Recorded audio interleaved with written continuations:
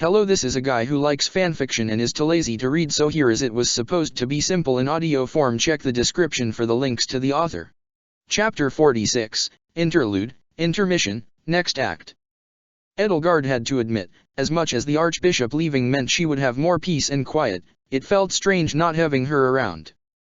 She would never say such a thing aloud, but it became quite obvious to those around her.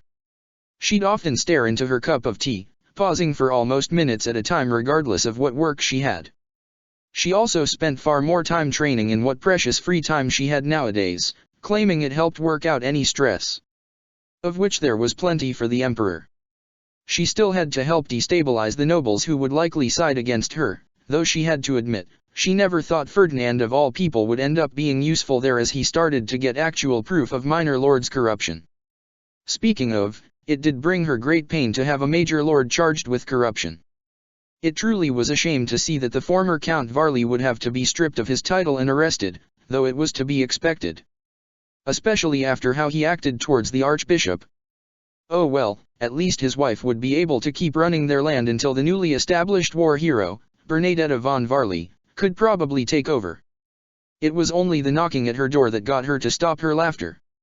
"Come in," the Emperor said, looking back down at her papers to make it seem like she was working. "Greetings, Your Majesty. It seems a letter has arrived for you, with the wax seal of the Archbishop no less," Hubert began, a smirk on his face as he held up an envelope. "I see, thank you, Hubert. Please leave the letter, I'll read it in a moment." Are you sure you don't want me to read it for you if you're that busy?" Hubert asked, the slightest teasing in his tone. Edelgard did not pout, as emperors do not pout. She did, however, frown. "Very well, I'll leave it here for you. Do take care to not get too distracted, Your Majesty," Hubert said, bowing before he left. Edelgard immediately grabbed the letter to read it. "To my dear villainous Emperor. I hope this letter sees you well. I know it has not been long since we saw one another, yet I couldn't help but write as soon as I could. It was a surprise to learn that Dorothea would be coming along with my retinue, but I must thank you for allowing the Church and the Empire to grow closer with your liaison. As much as I would prefer to keep this letter positive, I do need to inform you of something. With my creststone failing, there is a chance I might be labeled as a heretic among the clergy. However, even if that should occur, I shall always march forward to ensure our dream of a better Fodlan is secure. I also wish to say that the monastery will always welcome you with open arms, even if that visit may not be till sometime in the future. Until we see each other, I shall keep these tender feelings close to my heart, and allow them to grow more and more until I can shower you with them. Love, your devious Archbishop. P.S. Dorothea also wants to say hi, and that she'll write soon. The marks you see are also her idea." Smirking, Edelgard glanced down at two lipstick marks at the bottom of the page, one larger and one smaller.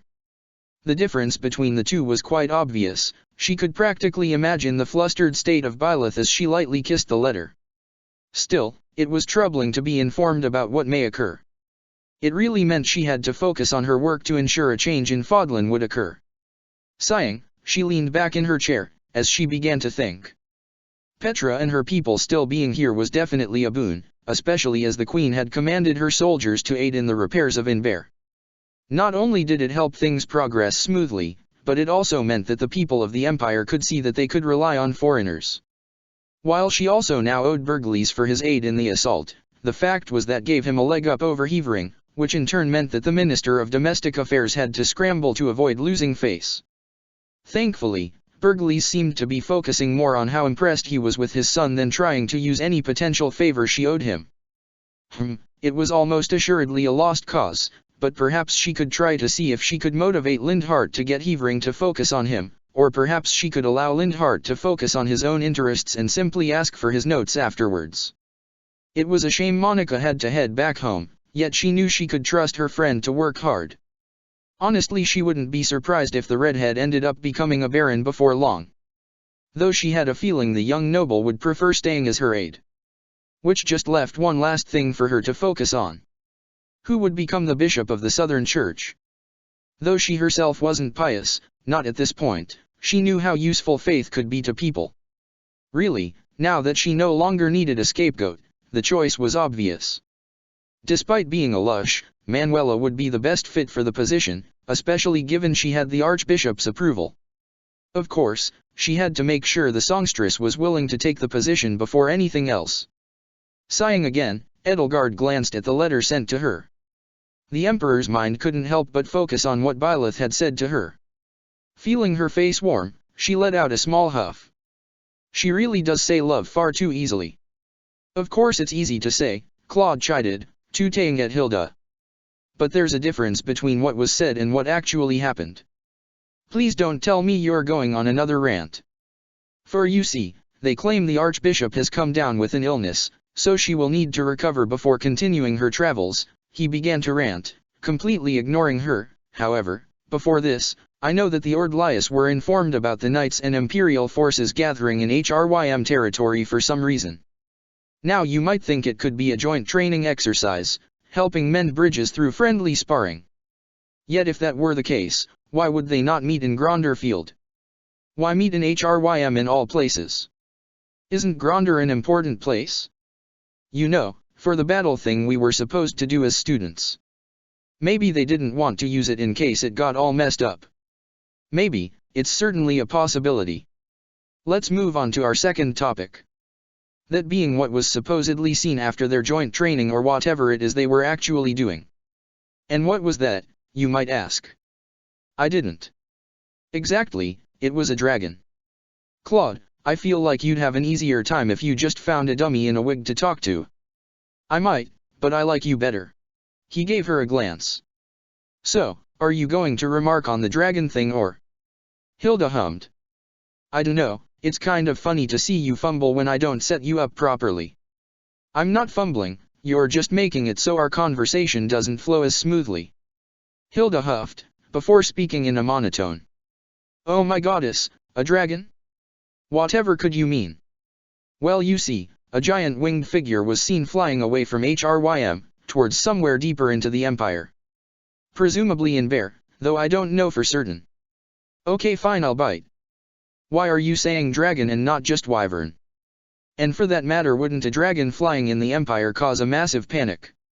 First point, it was far too big for it to be a wyvern with how easily it was seen from Ordelia. Second point, well it would, but what if the Empire is keeping that a secret as best as it can? Why would it do that? Simple, they benefit from it. Specifically, they're benefiting from keeping the dragon's identity a secret, Claude stated with a grin, earning a confused look from Hilda. What? Well you see, in my studies I came across something quite intriguing. There was one legend of a large winged being, with scales as white as snow, that supposedly disappeared without a trace one day. And wouldn't you know it, the dragon that was seen was white. What does that have to do with anything? Isn't it obvious? I mean, a dragon was seen in the Empire where the Church's forces were, and then we hear nothing. The only thing we're told is that the Archbishop suddenly came down with an illness and she needed to rest. Hilda stared at her often far too smug friend with a sense of growing something. It wasn't exactly epiphany, because that would imply what he was proposing wasn't the most insane thing she'd ever heard. Do you think the new Archbishop is actually a dragon in disguise? That phrasing implies they just put a wig on her and called it a day, so no, that's not what I'm saying. But I am saying that the new Archbishop is definitely a dragon, yes. How? Well let's look at the facts. Or not exactly the facts, but the legends, starting with the tale of the Immaculate One. Claude, can we not do a whole thing where you spend an hour going over some historical detail like I don't already know it? It won't take an hour, and do you actually know this one already? Because most of the time you say you already know it but then I'll start talking and you look like it's the first time you've heard about it. Hilda sighed, before gesturing for him to go on. Well, not much is known about the Immaculate One, other than the idea that she, and some other divine beasts, helped Saint Ceros in the war against Nemesis. However, just as quickly as they appeared, they disappeared. It's unknown what happened to them, some think the goddess called them back to her, while others say they still roam the lands to this day. He smirked as he looked at the portrait of Byleth. It's my belief that the Immaculate One went into hiding, either to recover, or for some other reason, and it was only recently that she was able to awaken. That's why Rhea stepped down out of nowhere. The Immaculate One walks the land again, ready to rule at the order of the goddess. Okay, counterpoint, didn't you say last time that Byleth was a famous mercenary? How could she have only just awakened if she was going around? Maybe she woke up years ago and was only now able to dash. How about instead of saying she's the Immaculate One, why don't we just go with the idea that she freed the big white dragon? I mean, they could have been trapped in HRYM for one reason or another. Agree to disagree? Alright, he could kind of admit that made more sense. It even fit with his earlier idea that Byleth was Rhea's kid, unless... Do you think Rhea could be Siros? Claude, what? Think about it. Fabled saint, leader of the other saints and the divine beasts, why wouldn't she be actually immortal and running the church for centuries? Because that's insane. Hilda paused. Hang on, how does that even work with the Immaculate One being Byleth thing? Do you think Siros laid a dragon egg or something? Claude, come on. Okay, I'm just considering some things. Namely what to do going forward. He wanted to break down the walls between Fodlan and Almira, and if he was going to do that, he'd definitely need to deal with the leader of the institution that wanted those walls up. Though, if Rhea was Siros, and had been ruling for 1,000 years. Well, he wanted to keep his options open. So, are we done here? Hilda asked, I actually have somewhere to be. Huh? Where's that? Well, Mari mentioned she was going to be visiting the monastery, and invited me along with her. She explained. Huh? Weird, she didn't invite me. Ah, no need to be sad you didn't get an invite. Besides, aren't you busy with all your Dukely duties? Yeah, but I'd prefer it if you stuck around. It wasn't like he could talk about his theories with anybody else. Only Hilda would disregard what he said as nonsense without using it against him. Or that I could go with you, at least. Ah, so you want to spend lots of time with me, huh? Hilda giggled, grinning up at him. Heh, well sorry Claude, Mari invited me out first so you'll just have to wait. Well, feel free to tell me about the Archbishop when you get back, Claude said, waving her off as she left. Well dang, now he had to keep his thoughts to himself. Maybe he could get some type of board to keep his ideas pinned up to help keep everything in order. Sylvain, do not bring that board in here, Dimitri commanded, frowning at his friend. Sylvain paused in the doorway, board in hand. Hey, it helps with visualizing. No. We're going to speak seriously about the Archbishop's upcoming visit. We are not going to spend the whole time talking about the church's conspiracies. He paused, taking into account the other people gathered in the castle's meeting room. Not that the church has conspiracies. What's going on? Annette couldn't help but ask as she glanced at Sylvain leaving with the board. She knew that she hadn't seen her friends in some time, but she didn't think they'd all gone crazy. Just ignore whatever Sylvain says, Ingrid huffed, not wanting to get involved in another rant. Oh, I hope nothing bad is going on. The Archbishop is visiting soon, is she not? Mercedes asked, a little worried but also very excited to meet the new religious leader of Fodlan. She was, Dimitri started as he glanced at the letter he was sent. However, her visit has been delayed as she apparently came down with an illness while she was in the Empire. Oh no, is she okay? Mercedes couldn't help but ask. The fact that they sent a letter apologizing for the delay is proof enough it's nothing serious, Felix noted. Still, she is the Archbishop, so it's a serious matter.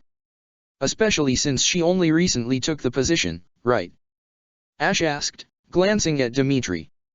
Yes, there might be a lull in the war against the Western Lords right now, but who knows how long that'll last. Dimitri sighed, before looking out over his former classmates. It was nice being able to see everyone again, especially when his days were normally spent with much older nobles. While he appreciated Rodrigue's aid, it was good to speak with people his own age. Regardless, we cannot force things forward. So since Ingrid and I are obviously bad choices, who's going to the church this time? Sylvain asked as he walked back in. Hey, you're the one not allowed on political visits, not me. Is that your way of saying you volunteer? Felix asked, getting Ingrid to balk. Okay, so what exactly happened? Annette asked, almost dreading the answer. I mean, not that I think you guys did something bad, but, well, my dad came back because of the Archbishop, so I really don't want her to dislike us. Yes, it was good to see Gilbert again, Dimitri murmured while thinking things over. Gilbert had come along with Annette to the castle visit and should still be speaking with Rodrigue and Margrave Gautier at the moment. Perhaps he could ask his opinion afterward? For now though, he should make some decision. I am open to possible suggestions, but I do have a tentative plan for this next visit to the monastery. For starters, we need to make sure to put our best foot forward. To do so we need to send the best representative we can. So while you are not noble, I believe our best option is you, Mercedes. Me. Yes, while we are all believers, you are undoubtedly the most pious of us. Not to mention how you have been helping out in churches, have you not? Well, yes, but, Mercedes seemed to fidget with her hands for a moment, before glancing at Dimitri. Are you certain? I am not a noblewoman, nor was I ever of a high standing like Ingrid. I understand that. I still believe you are the best person for the job. Yeah, I'm sure you'll do great, merci. Annette chimed in, smiling at her friend. So hey, is there a reason why only Ingrid got mentioned there? Because I was also sent along to meet the Archbishop last time, Sylvain pointed out. Do you wish to be the one to tell Mercedes what you told us? Did you ask, finally speaking up? Which part? You know which part? Yeah, all right, I'll keep quiet. Well, if it is the will of the goddess for me to go, I shall, Mercedes relented, even if she felt nervous about going on such an important mission. Thank you. Now while anyone else is free to go along with you, I'll be discussing with you later about what to talk about with the Archbishop during your stay. The next thing to keep in mind is to ensure that the path the Archbishop takes to get to Fhirdiad is well defended. Though she will not cross the territory of the Western Lords, we need to make certain they don't attempt anything. I'll see if my dad will be willing to spare some troops, though you know how he is with Sreng, Sylvain muttered. It's the only chance I'll have of seeing any fighting during this lull, so I'll focus on that, Felix chimed in. Good, now then, on to the most important part of my plan. Something that I ask that all of you give your opinion on, as it is rather important. Oh, are you sure you want our opinion? Looking a bit nervous, Ash glanced at his king. Yes. I want to ask all of you. Dimitri leaned forward, a serious expression on his face. What do you think would be a good gift for the Archbishop? Felix gave him a blank look. Seriously, Bor? It's a serious question. After my last gift ended up having poor implications, I want to make sure I give her something proper this time. Ah, what gift did you give her, exactly? Mercedes asked. A dagger, Sylvain and Ingrid answered in sync. Specifically one without a sheath, Felix helpfully added. Dimitri, you are my king and my friend, Mercedes affirmed, please do not threaten the Archbishop. That was not my intention, Dimitri huffed. A dagger is a perfectly reasonable gift to get someone. Who told you that? Annette asked, audibly skeptical. Regardless, I thought it best to ask this time what type of gift would be appropriate. I do have some ideas already. Oh, this is going to be good, Felix remarked, unimpressed. It is. To begin with, I thought a sheath would be. I'm going to stop you there, Sylvain cut in. Do you really think she wouldn't have gotten herself a sheath in the month since she received your gift? It's a possibility. That being said, I see your point. My second option would be a sword dash. Dimitri, please, do not offer the Archbishop any type of weapon, Ingrid pleaded. Then perhaps some jewelry. That is not a bad idea, Your Majesty, Dida said, trying to be supportive. Good. Now, I was thinking a ring dash. Everyone groaned. Even you cannot be this dense, Bor, Felix complained, earning a confused blink from Dimitri. What? Women like jewelry, don't they? Annette pushed herself up, frowning at her king with a more serious expression than he expected. Firstly, Your Majesty, you can't just assume things about someone based on their gender, especially when you've already messed up once with them.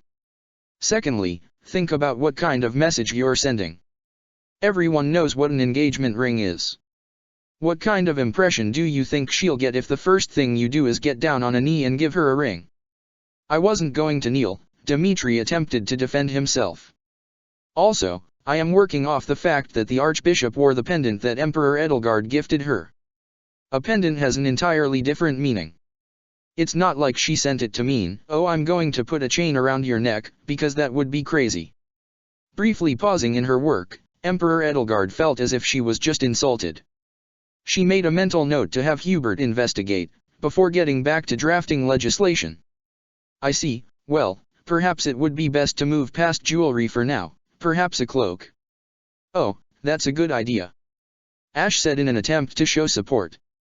The Archbishop might not be used to the cold, and it can be a fashionable gift. Right, and once she arrives, I can put it on her myself. Groaning once again, the Blue Lions felt a collective headache approaching. Shay felt a headache coming on as she stared at her friend. The one she was supposed to be guarding, and yet, what do you mean you want me to go with Byleth? You're a skilled swordsman, and since I'm at the monastery, I don't need the protection. Okay, but I'm supposed to be your bodyguard. You are, hence why you're going with her, because if anything happened to her, my heart would break. You know, I knew you wanted to get married, but I didn't think you'd be this romantic after you started dating someone. Oh Shezi, what in the world gave you the impression that I wasn't the biggest romantic in Garag Mach? I guess the fact that Manuela was here. You do have a point there. But she's not here now, so clearly that title is mine. And if it isn't, well, I am planning on writing poetry for Byleth, so it'll be mine soon enough. Poetry. Yes, poetry. You would be surprised how poetic Byleth can be, and it's inspired me. You should have seen how she is around Edie.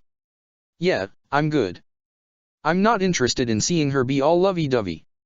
Fine, fine. Though I have to say, I'm glad to see you two getting along.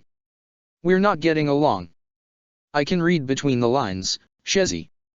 You might act all prickly, but you have no bite to your words. Kinda like Hubie. Hey, there's a bite to my words. There's definitely a bite, I'm very bitey. Shay insisted. If there was, you'd still be calling her a demon. She paused.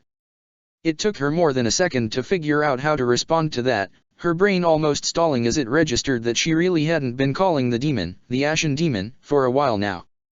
Yeah, well, she told me she doesn't like that name, so, yeah. And like the nice girl I know you are, you stopped calling her by a mean title that she didn't like hearing. Dorothea smiled up at her friend. Does that sound like something you'd do if you really hated her that much? Look, even if I'm not raring to rip her, to hurt her too badly, I still want to beat her, Shay insisted. I want to prove I'm the better mercenary, the better warrior, the better fighter. And it bothers me that she's just giving up before I even get a chance to do that. That happens sometimes, Shay, Dorothea replied, giving her friend a sympathetic smile. We can't help what other people wind up doing, and sometimes their choices mean we never really get to do what we thought we could.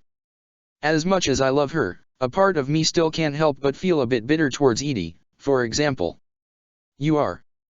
Just a bit. I mean, you might have gotten in by chance, but as your fellow commoner in the Black Eagles, let me tell you, getting in was hard work. Even just ignoring how I had to get a noble patron to graciously sponsor me, the actual tests I had to pass were stacked against me. But there I was, ready to live the academy life, with a pick of the litter of who to charm. I mean, even before I joined I had heard how not only Edie, but the future King of Faerghus, and Duke of the Alliance were joining the same year. I'd be a fool not to take the chance. She let out a small sigh. Yet at the end of the day, my life is at the whim of nobility. But the two of you seem so close. Because Edie is my friend, first and foremost. Regardless of what happened, I want to stand by her side. It certainly helps that I agree with her about disliking the church. Shay blinked. Wait, but you're dating the Archbishop. And it was the former Archbishop that sent us out to kill bandits. Sure, Lady Rhea might become my aunt in the future, but I'm still not going to be that happy with her being the reason I had to kill someone. Right. I guess I never thought about it, but that would have been the first time. Well, most of you ended up killing someone. Yup. Now I've dealt with and been on the receiving end of violence before, but killing someone, well, that changes a person. You have no idea how happy I was when Edie made me one of her ladies-in-waiting when she became the emperor. No more fighting for this gal for quite some time. Her frown turned into a smile. Hey, do you think you would have done things differently, if you had ended up getting blessed by the goddess like Byleth was? Shay asked, join a different class and all? Of course not, Dorothea immediately responded. I mean, even if I weren't courting Edie as well, I don't really see myself joining either the lions or the deer if I had the chance. Maybe if the academy had stayed open longer, but, as is, the knights from the north seem a bit too frigid for me, especially with how Dimitri keeps acting like he was scared of hurting someone. Really? He seemed like a nice enough dude. Shezi, let me tell you, when you're in my line of work you learn to read people. Despite how he might act, Dimitri seemed like he was haunted. And what about Claude? He seemed pretty friendly. Oh, he scares me. Okay, I'm going to need an explanation there. I'm used to people's smiles not matching their eyes. A noble might seem friendly, but they can be looking at you quite lecherously. Claude, on the other hand, his smile never reached his eyes. For how friendly he acted, he never seemed to actually be friends with anyone. At least with Edie, I can tell she was appraising someone, and she's honest to a fault.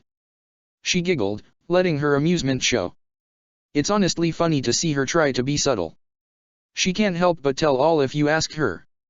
I have no idea how she thought she would keep her plans secret for the whole year, because I guarantee she would have messed up somewhere.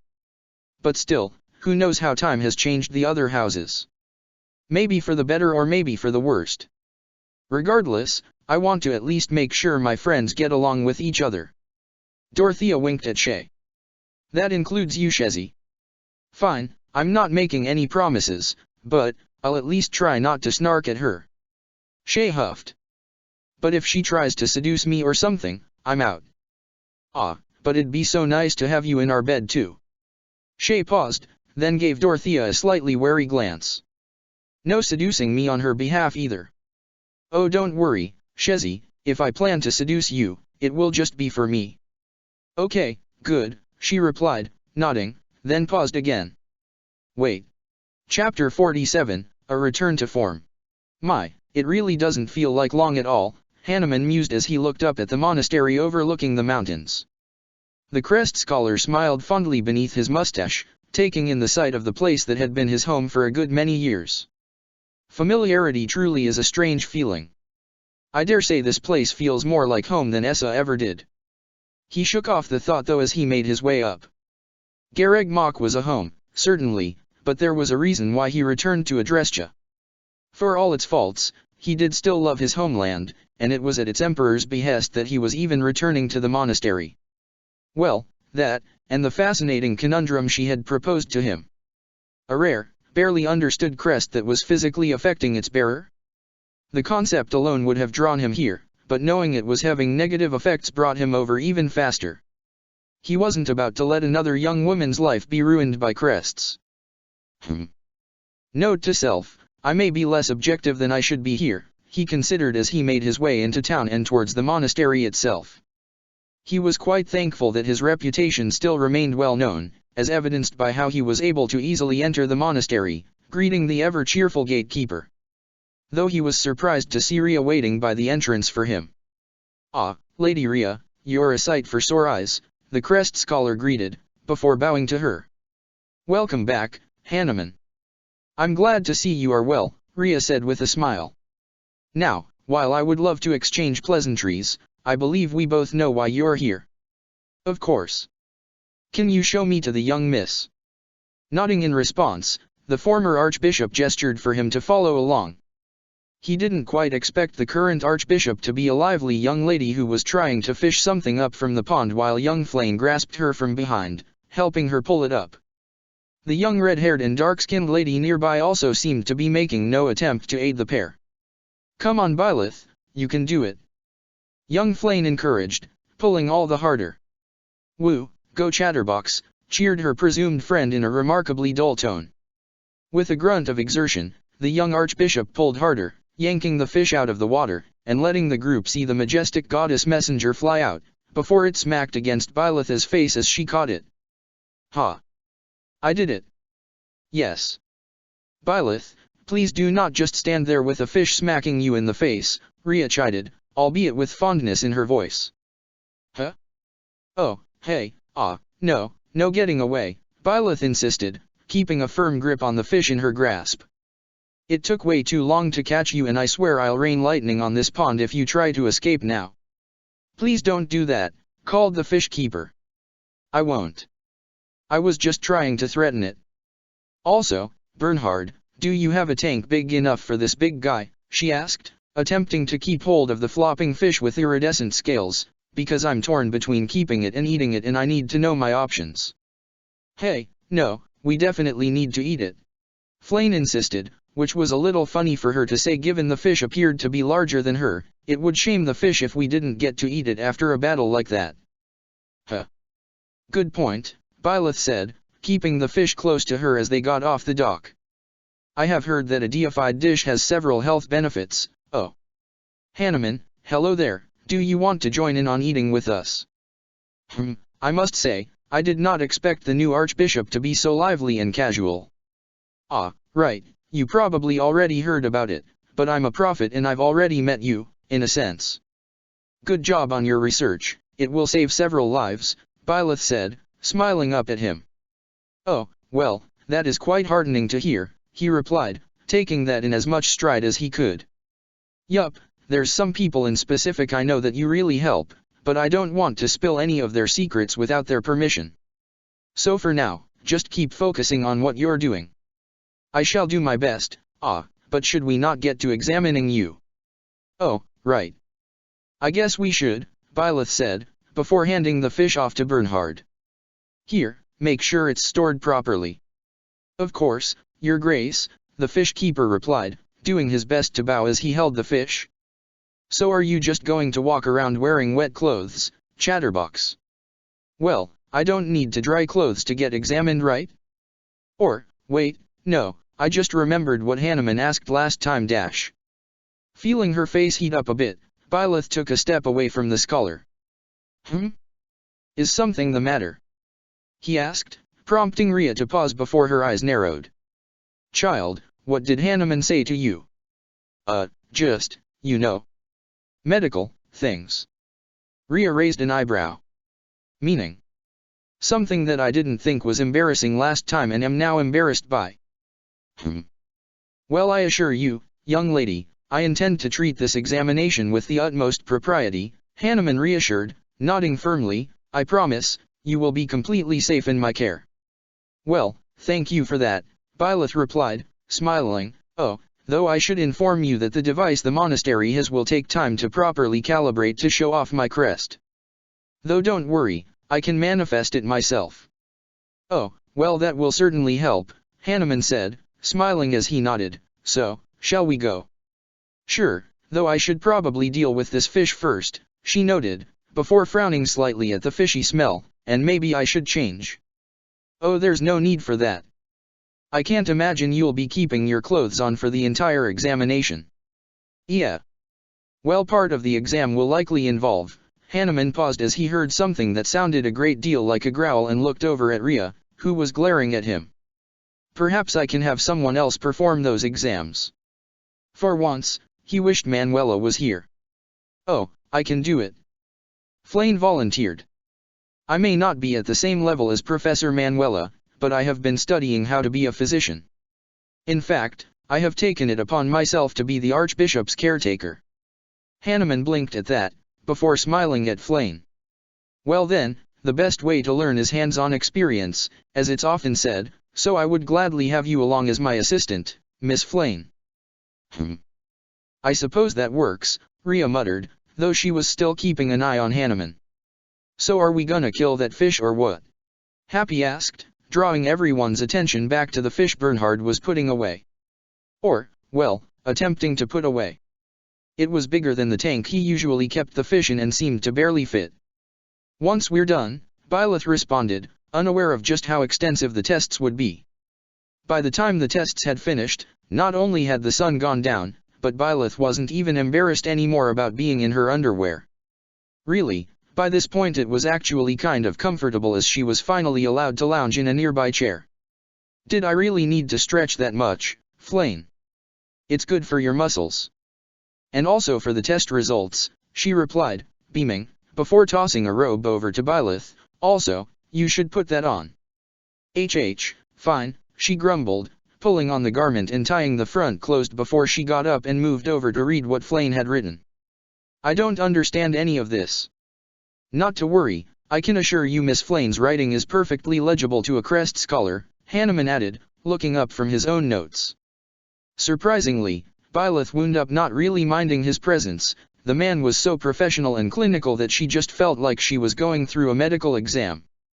Which she technically was, thinking about it. Now then, I imagine you're curious about the results, which are absolutely fascinating, starting with how unique your own crest is in comparison to others that I have studied. Understandable, given its status as the crest of the King of Liberation and mark of divine favor. Sorry, but could we skip ahead a little? Byleth requested. Yes, I imagine you're more concerned about the physical effects. Well, given that I don't have any records about you prior to you receiving this divine favor, this will be speculation, but I shall do my best to make things clear. First and foremost, the crest you have. I am uncertain if what I noticed is only occurring for you, or if the King of Liberation also had this trait, but it appears as though your crest is pulsing. However, it does not seem to be going from a base level to a stronger form, which is what normally occurs when a user is drawing upon their crest. Instead, it appears as if your crest is losing power. Yeah, that follows what I thought was happening, Byleth murmured, looking down for a moment before she steadied herself. Right, okay, but you said it's also pulsing? What does that mean? Well, to be clearer, when I mean your crest is pulsing, I mean it appears to be going from a baseline, stable form, similar to other crest bearers, to a fainter, weaker form. Which is something I can't say I have ever seen before. I suppose the best comparison would be if a major crest somehow faded to a minor crest, yet kept returning to a major crest. So it is almost like a pair of lungs.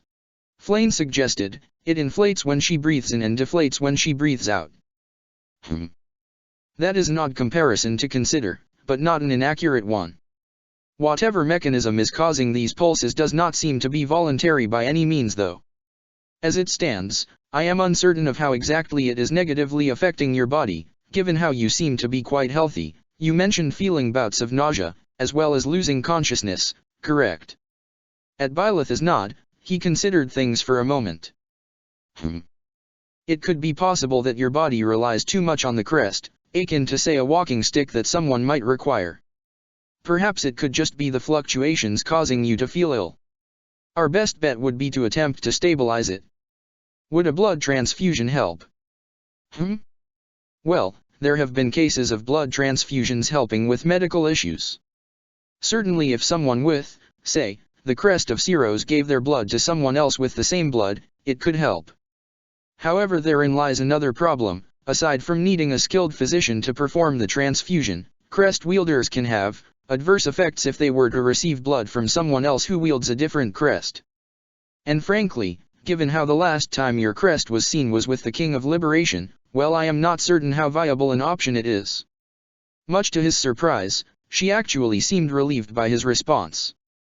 Okay, well, I'll keep that in mind, Byleth said, thankful that Edelgard had put the idea out there. Yes, well, it's gotten quite late. Why don't you get some rest, Lady Eisner? Right, that sounds good. Getting off the couch, Byleth nodded towards him. And please, call me Byleth. Hanuman smiled in response. Very well, Lady Byleth. Watching the pair walk off, the crest scholar sat down at his desk before he pored over the notes he took once again. If he actually did end up saving lives, then he couldn't slack off now. Hilda Valentine Goneril thought of herself as a charming girl. No, she knew she was charming, it was how she was able to coast for most of her life, by convincing others to do any and all hard work. Sure, she was actually decent enough in a fight, having a crest and living with Holst will do that to a person. But if she could avoid it, she preferred to avoid doing any work. Which was why it was a bit of a surprise to her that Marianne, of all people, could get her to work. Sure, it was only something minor, shelving books turned out to not be that hard in the long run, but it was still something. Afterwards, well, she couldn't help but find her mind drifting to the blue-haired noble.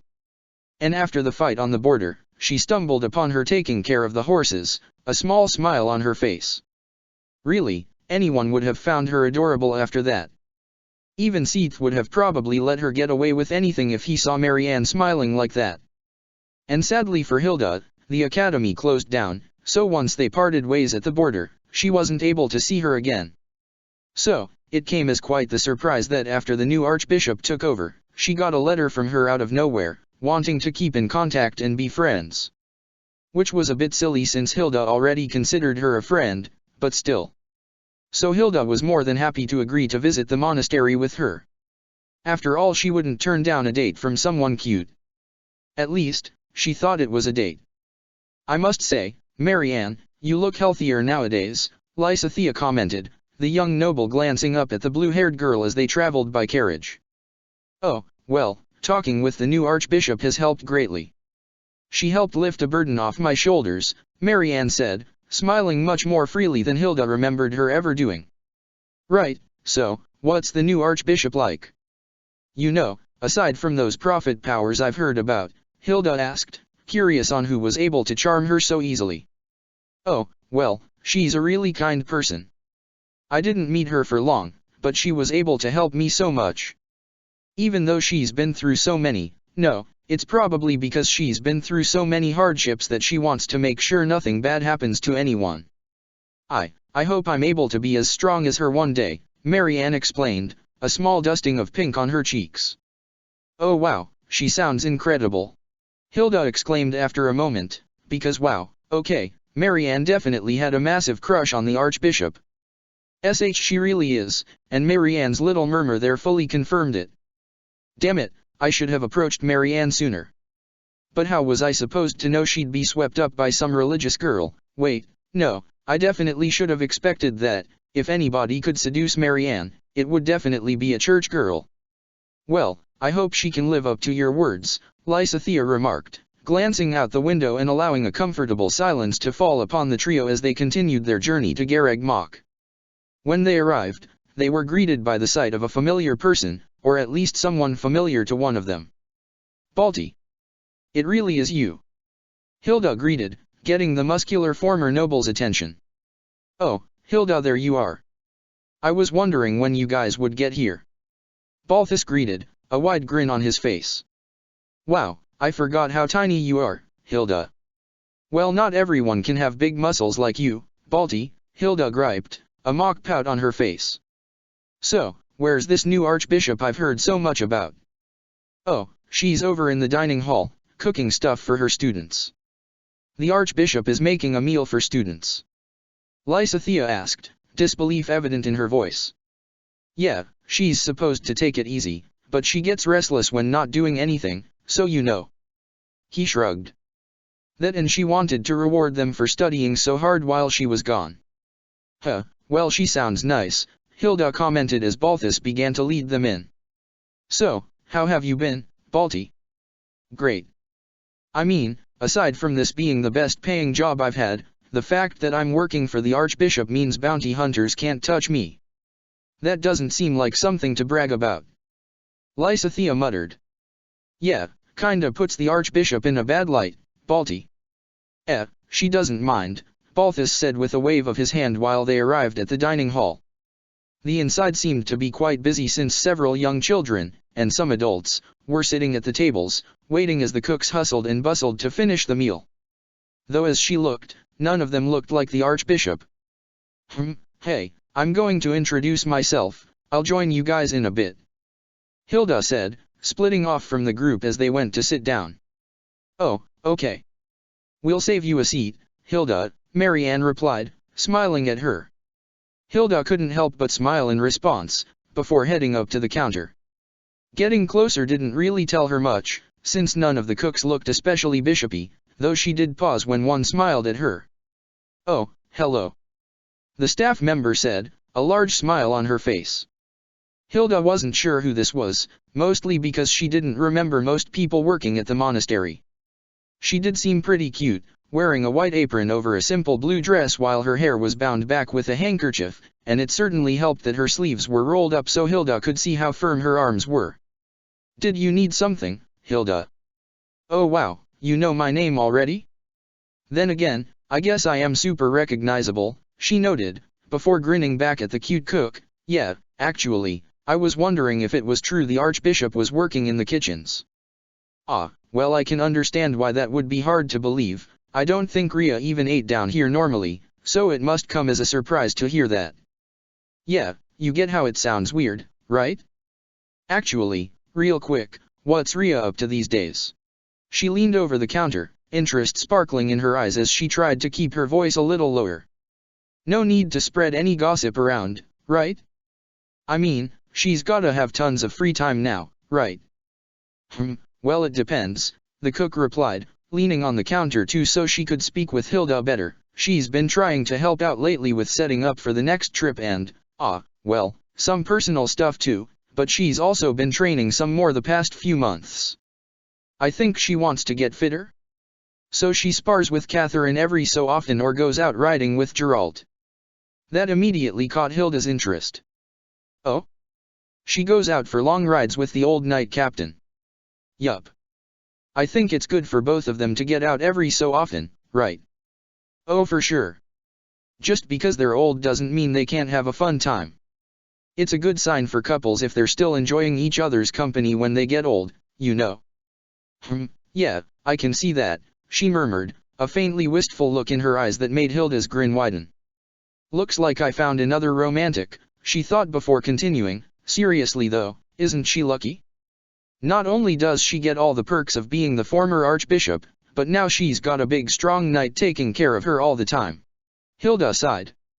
I'd like a life like that. You want to be the former archbishop? PFF no, not that part. Though being retired does sound nice. Hilda said with a smile. But anyways, I also wanted to ask how things have been around here.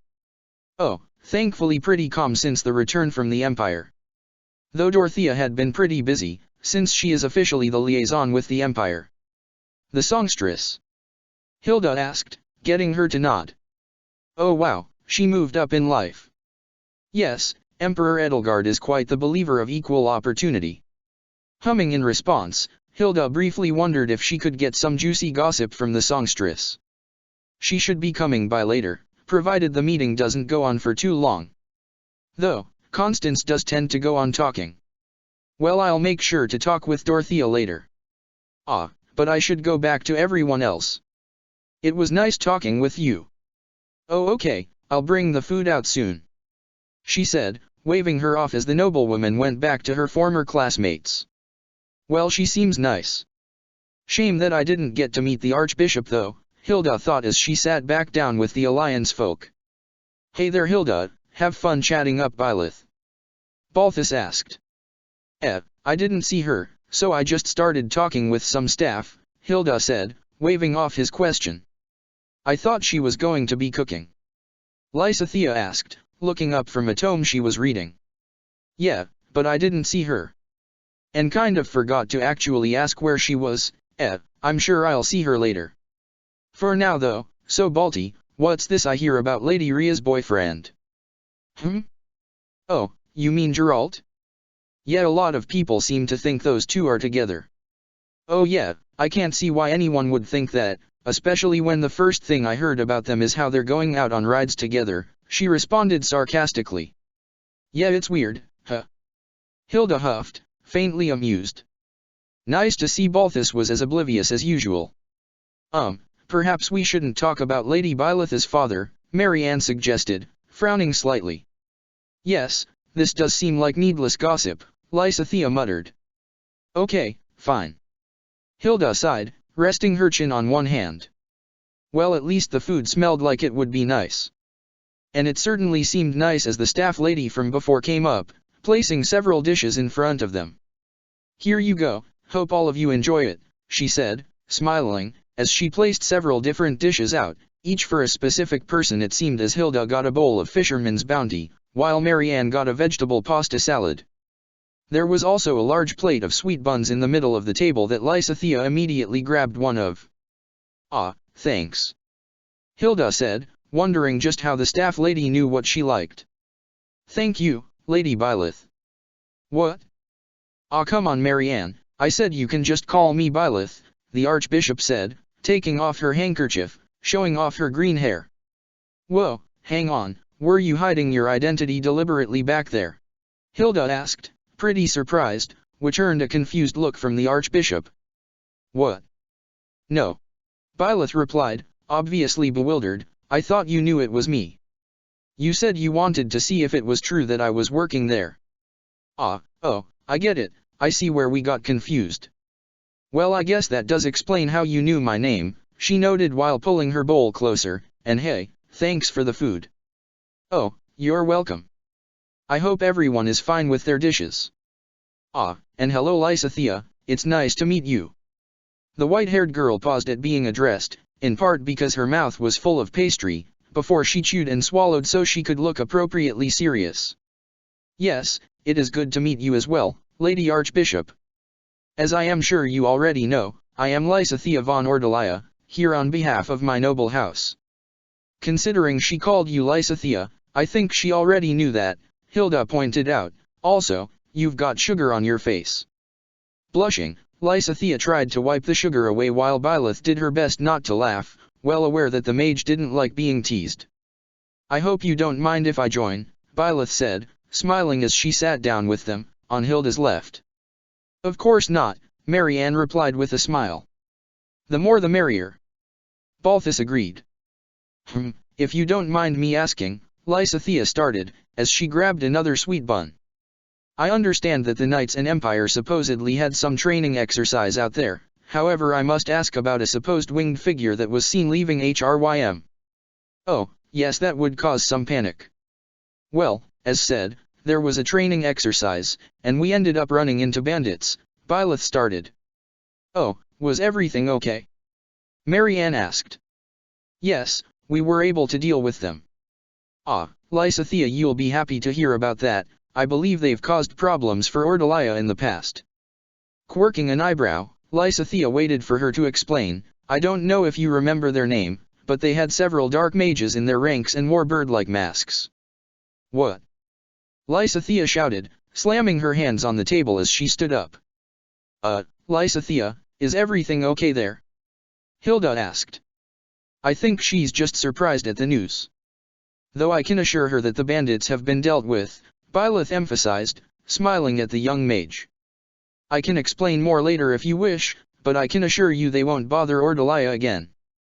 "I see. Forgive me for my outburst, but yes, I would like to talk about that," Lysithea said as she sat back down. "Of course, and as for the winged creature, I believe you three know I fell ill recently." At their nods, she continued. "Given the dangerous situation, the goddess sent a messenger to carry me to safety." Blinking, Hilda couldn't help but think about how Claude had talked about the Immaculate One. "Are you feeling better now?" Marianne asked. "Yes, though Rhea still wants me to take time to rest and recover. While I would prefer continuing my journey, I can understand why this is a good thing. Oh, I'm actually going to the sauna after this, if any of you wish to join me."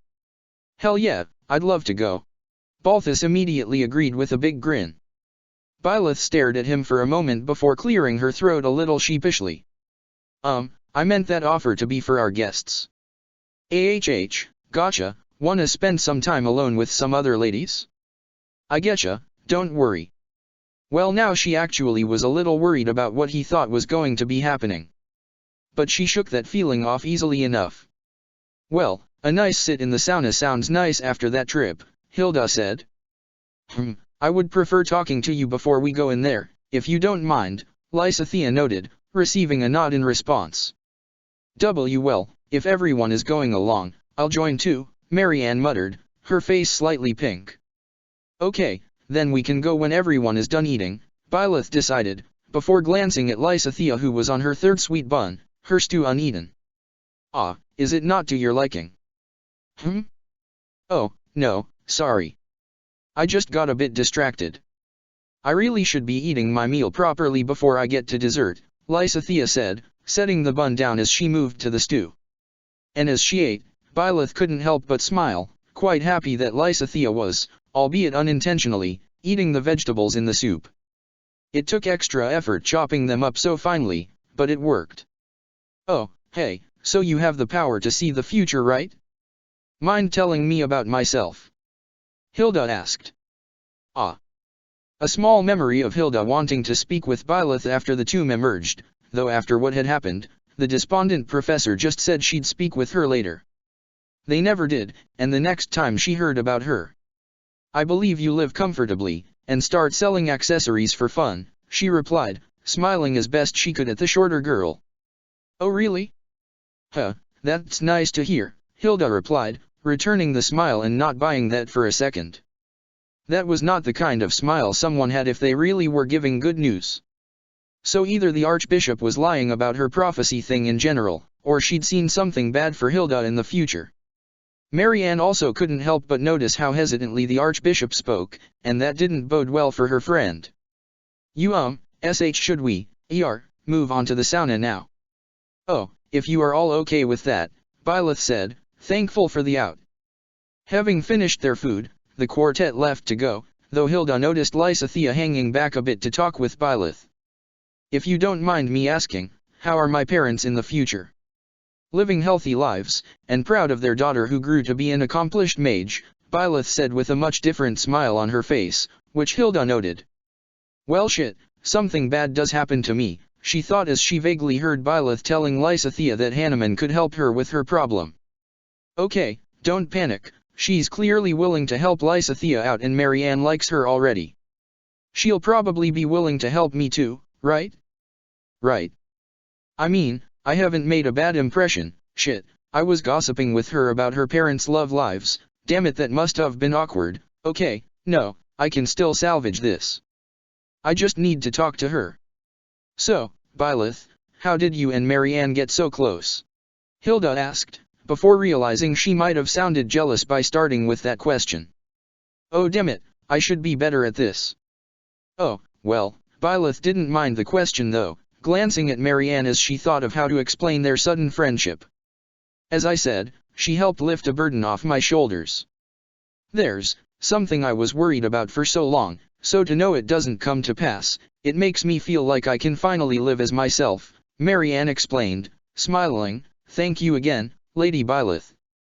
If it wasn't for you. I didn't do anything, Marianne, nor did the goddess. You're the one who found the strength to keep moving forward. Even if we had never met, I'm sure you would have been able to do so. Byleth said, smiling back at the blue-haired girl. Though, I'm happy to have met you. I am happy to have met you as well, Marianne responded, her face pink. Even if I would have been able to do this on my own, I prefer you helping me. I hope that isn't presumptuous of me. Of course not. If there is anything you ever need of me, you need only ask. Standing off to the side, Hilda stared at the blatant flirting. Sighing, she glanced off to the side, only to see Dorothea and some blonde she didn't recognize approaching. Something Byleth seemed to notice as she perked up, about to call out to them, only to get cut off by Marianne stepping forward to kiss her. Silence seemed to stretch on for the group as Marianne stepped back, her face flushed, yet graced by a bright smile. Byleth, in all her wisdom as the Archbishop, found an appropriate response. Weh. Chapter 48, Girls, are cute. If one were to ask a certain Byleth Eisner of what she thought about Marianne von Edmund, she would have plenty of nice things to say. While she was aware the blue-haired girl could be very gloomy and even deeply depressed, she also knew that Marianne had a kind heart and was far more capable than she realized. Really, under most circumstances, she'd have nothing but praise for the young woman who was a student of hers in another life. That didn't mean she expected Marianne to kiss her. No, in fact, she hadn't expected that in the slightest. In part because she was pretty sure Marianne and Hilda liked each other, right? Or at least they did before the academy closed and they went their separate ways, but a new life meant new chances, right? So, how did this happen? Byleth knew she liked girls. She'd known she was attracted to women before she realized she was also attracted to men. That had been a whole thing, a point of confusion in her early experiences of having emotions, but yes, she was very much attracted to women and a cute lady just kissed her on the lips and she wasn't expecting it at all. Was that a bad thing? Did she miss a signal? Oh no, she'd need another cottage now. I see you're having fun. And Byleth was immediately broken out of her thoughts as she heard Dorothea's melodic voice. Wait. Byleth did her best to get her mouth working. Hi. PFT, hi to you too, Biley, Dorothea greeted, a smile on her face as she approached the group. Hi, Marianne, right? Ah yes. And you're? Dorothea, from the Black Eagles, Marianne said, her face still a bit flushed as she greeted the songstress. That I am, but, with a grin, she took Byleth's arm, I'm also Biley's girlfriend. If one were to ask Marianne her thoughts about Byleth, they would be nothing but positive. Though she may not act like it, Byleth was a savior to her, one who gave her the freedom to live her life. She was amazingly kind, and stunningly beautiful. So, it really shouldn't have been a surprise that she had already started dating someone. Really, Marianne should have seen that Byleth wouldn't have liked her back the same way. She could have had anyone she wanted, why would she care about someone who had only just started turning her life around? It was foolish to even consider. At least, one of them anyways. Even more reason she wouldn't have chosen me. I mean, when you can be with multiple people, wait. What? Hilda echoed, staring at Byleth and Dorothea. Well, Biley here just so happened to be interested in two girls, and well, she's lucky enough that I'm okay with an open relationship. Though I would really prefer to know whoever caught Biley's eye before she went around kissing them. Technically, she kissed the Archbishop first, Lysithea helpfully supplied. I was unaware that Lady Byleth was in a relationship with you, Marianne said, unable to meet Dorothea's eyes. Well, it's not something that comes up in a normal conversation. Not to mention we do have to tone it down when in front of most people. Dorothea grinned, leaning closer to a blushing Byleth. I'm sure you'd be surprised by how physically affectionate Biley can be. Byleth went completely scarlet. Dorothea, please. Please what? Please stop teasing me in front of everyone. Fine, but only because we have guests, Dorothea allowed, before pausing. Oh, is your heart feeling okay? Why yeah. It actually wasn't, it felt like it was going to burst out of her chest, but Byleth didn't want to worry her. Okay, good. Dorothea looked her over. Why don't you sit down in the gardens for a bit? It looks like you need a break. Why yeah, that sounds good, Byleth agreed, trying to calm herself since she felt very overwhelmed right now. Good, I'll go get some tea, so make sure to get comfy, okay? Oh okay, Byleth murmured, still embarrassed. Oh, let me help you, Marianne offered, following behind Dorothea, mainly because she wanted to apologize again. Well, since our trip to the sauna seems to be off, I'm going to see Hanneman, Lysithea muttered, before glancing at Byleth. If what you said is true, then thank you. Which left Hilda alone with Byleth. I guess it would be in poor taste to head to the sauna by myself, Hilda joked, glancing at the girl she considered far too lucky. Why, you can go if you want. Sorry. And what are you apologizing for? Well, I thought Marianne liked you. At least, I'm pretty sure she did. For some reason, that just annoyed Hilda all the more. Hey, you don't need to comfort me. I'm not so fragile that I'd get upset over someone else stealing Mari's heart. Why, you sound kind of angry though. I'm not. I'm totally not. Really, we're completely good. It's not like it would be fair if I got mad at somebody else for taking a chance when I haven't even made any moves. That would be silly. Your eye is twitching. Hilda kept up her smile. Even if it did feel strained. It does that sometimes.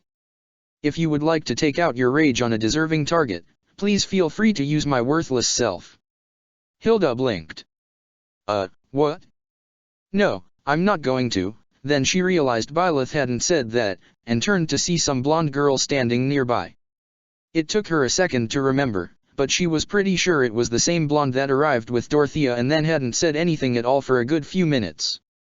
Who are you? A meaningless existence lingering in a world too good for me. This is Constance, Byleth explained, gesturing towards her friend. She's my tutor. She's better in the shade. Come on, Constance, Byleth said, guiding the morose girl towards the nearby gazebo. As much as Hilda wanted to just leave, it would probably look bad if she did so. Sighing, she followed behind, and saw a rather interesting sight as the blonde girl instantly perked up under the gazebo. Good news, Lady Byleth, talks with Lady Dorothea are going along swimmingly. It's quite a surprise to see how well she can handle noble politics despite being born as a commoner. Honestly, she might have a better head on her shoulders than the Emperor herself. Constance. Yes, I know you don't like your beloved to be talked down to, but I still think she hasn't made up for her mistakes during our visit. What, are you dating Edelgard? Miss Ice Princess herself? Hilda asked, more than a bit surprised.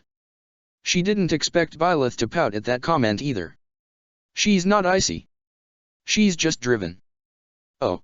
Hilda raised an eyebrow at the Archbishop, before starting to grin as she pulled out a seat for herself at a nearby tea table. I guess I didn't get to know her that well since we were only around each other for a little while. Would you care to share some stories? Fidgeting slightly, Byleth sat down to talk with her. And over the short while they waited for Dorothea and Marianne to return, Hilda listened to Byleth tell her about an opera date. Now Hilda definitely wanted gossip, and the fact that the Archbishop was in a relationship with the Emperor was definitely that. Though a simple date wasn't that interesting. Yet if you were to hear Byleth talk, just hear how happy and ecstatic she was to recollect the event. With a smirk, Hilda asked if they had ended up kissing, making the Archbishop blush, before a small shy smile appeared on her face. Fuck, she's adorable. Ugh, this isn't fair. What isn't? Hilda sighed. You're cute.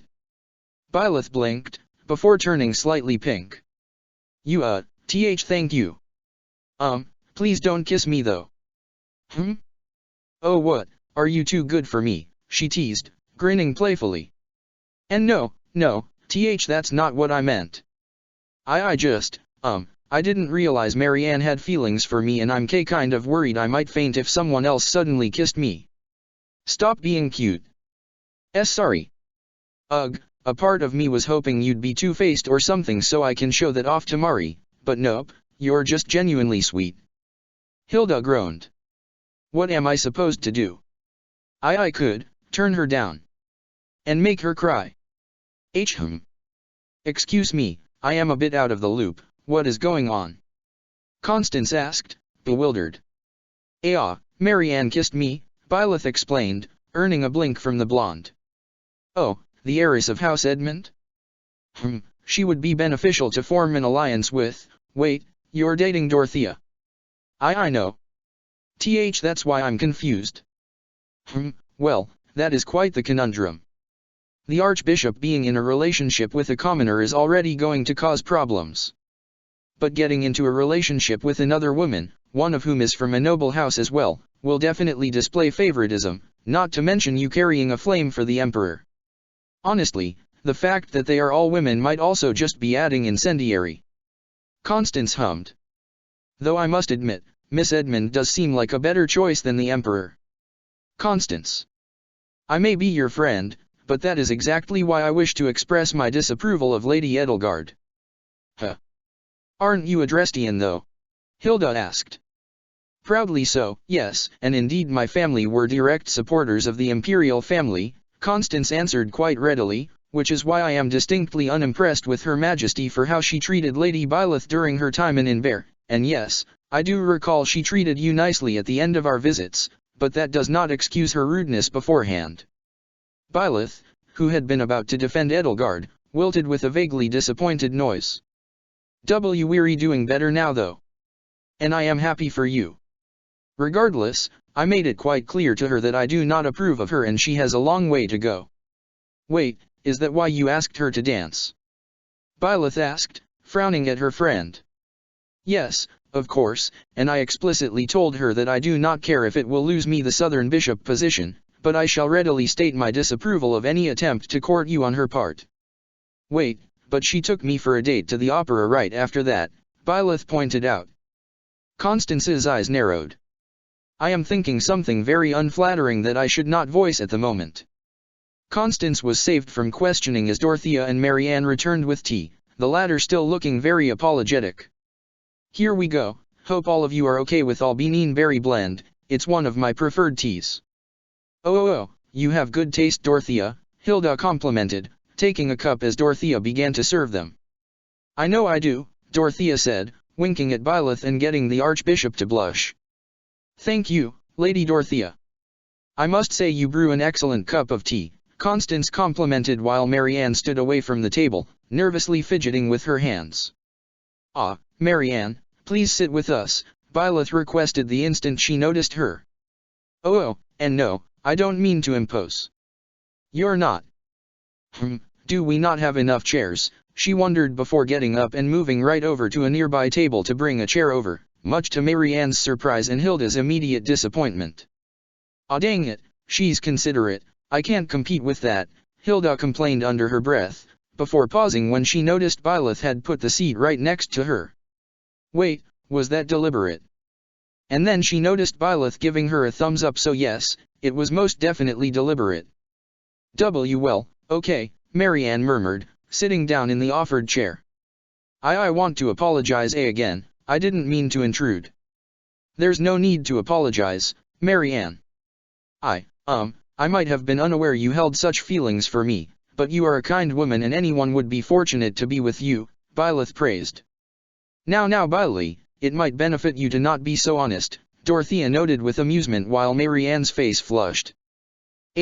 Sorry, I'm not trying to flirt, I do like you, Marianne. You're a good friend. I just didn't realize you would like me in our romantic sense. It really didn't help that she was really cute. And no, I understand. Don't put yourself down, Marianne, you're a wonderful person.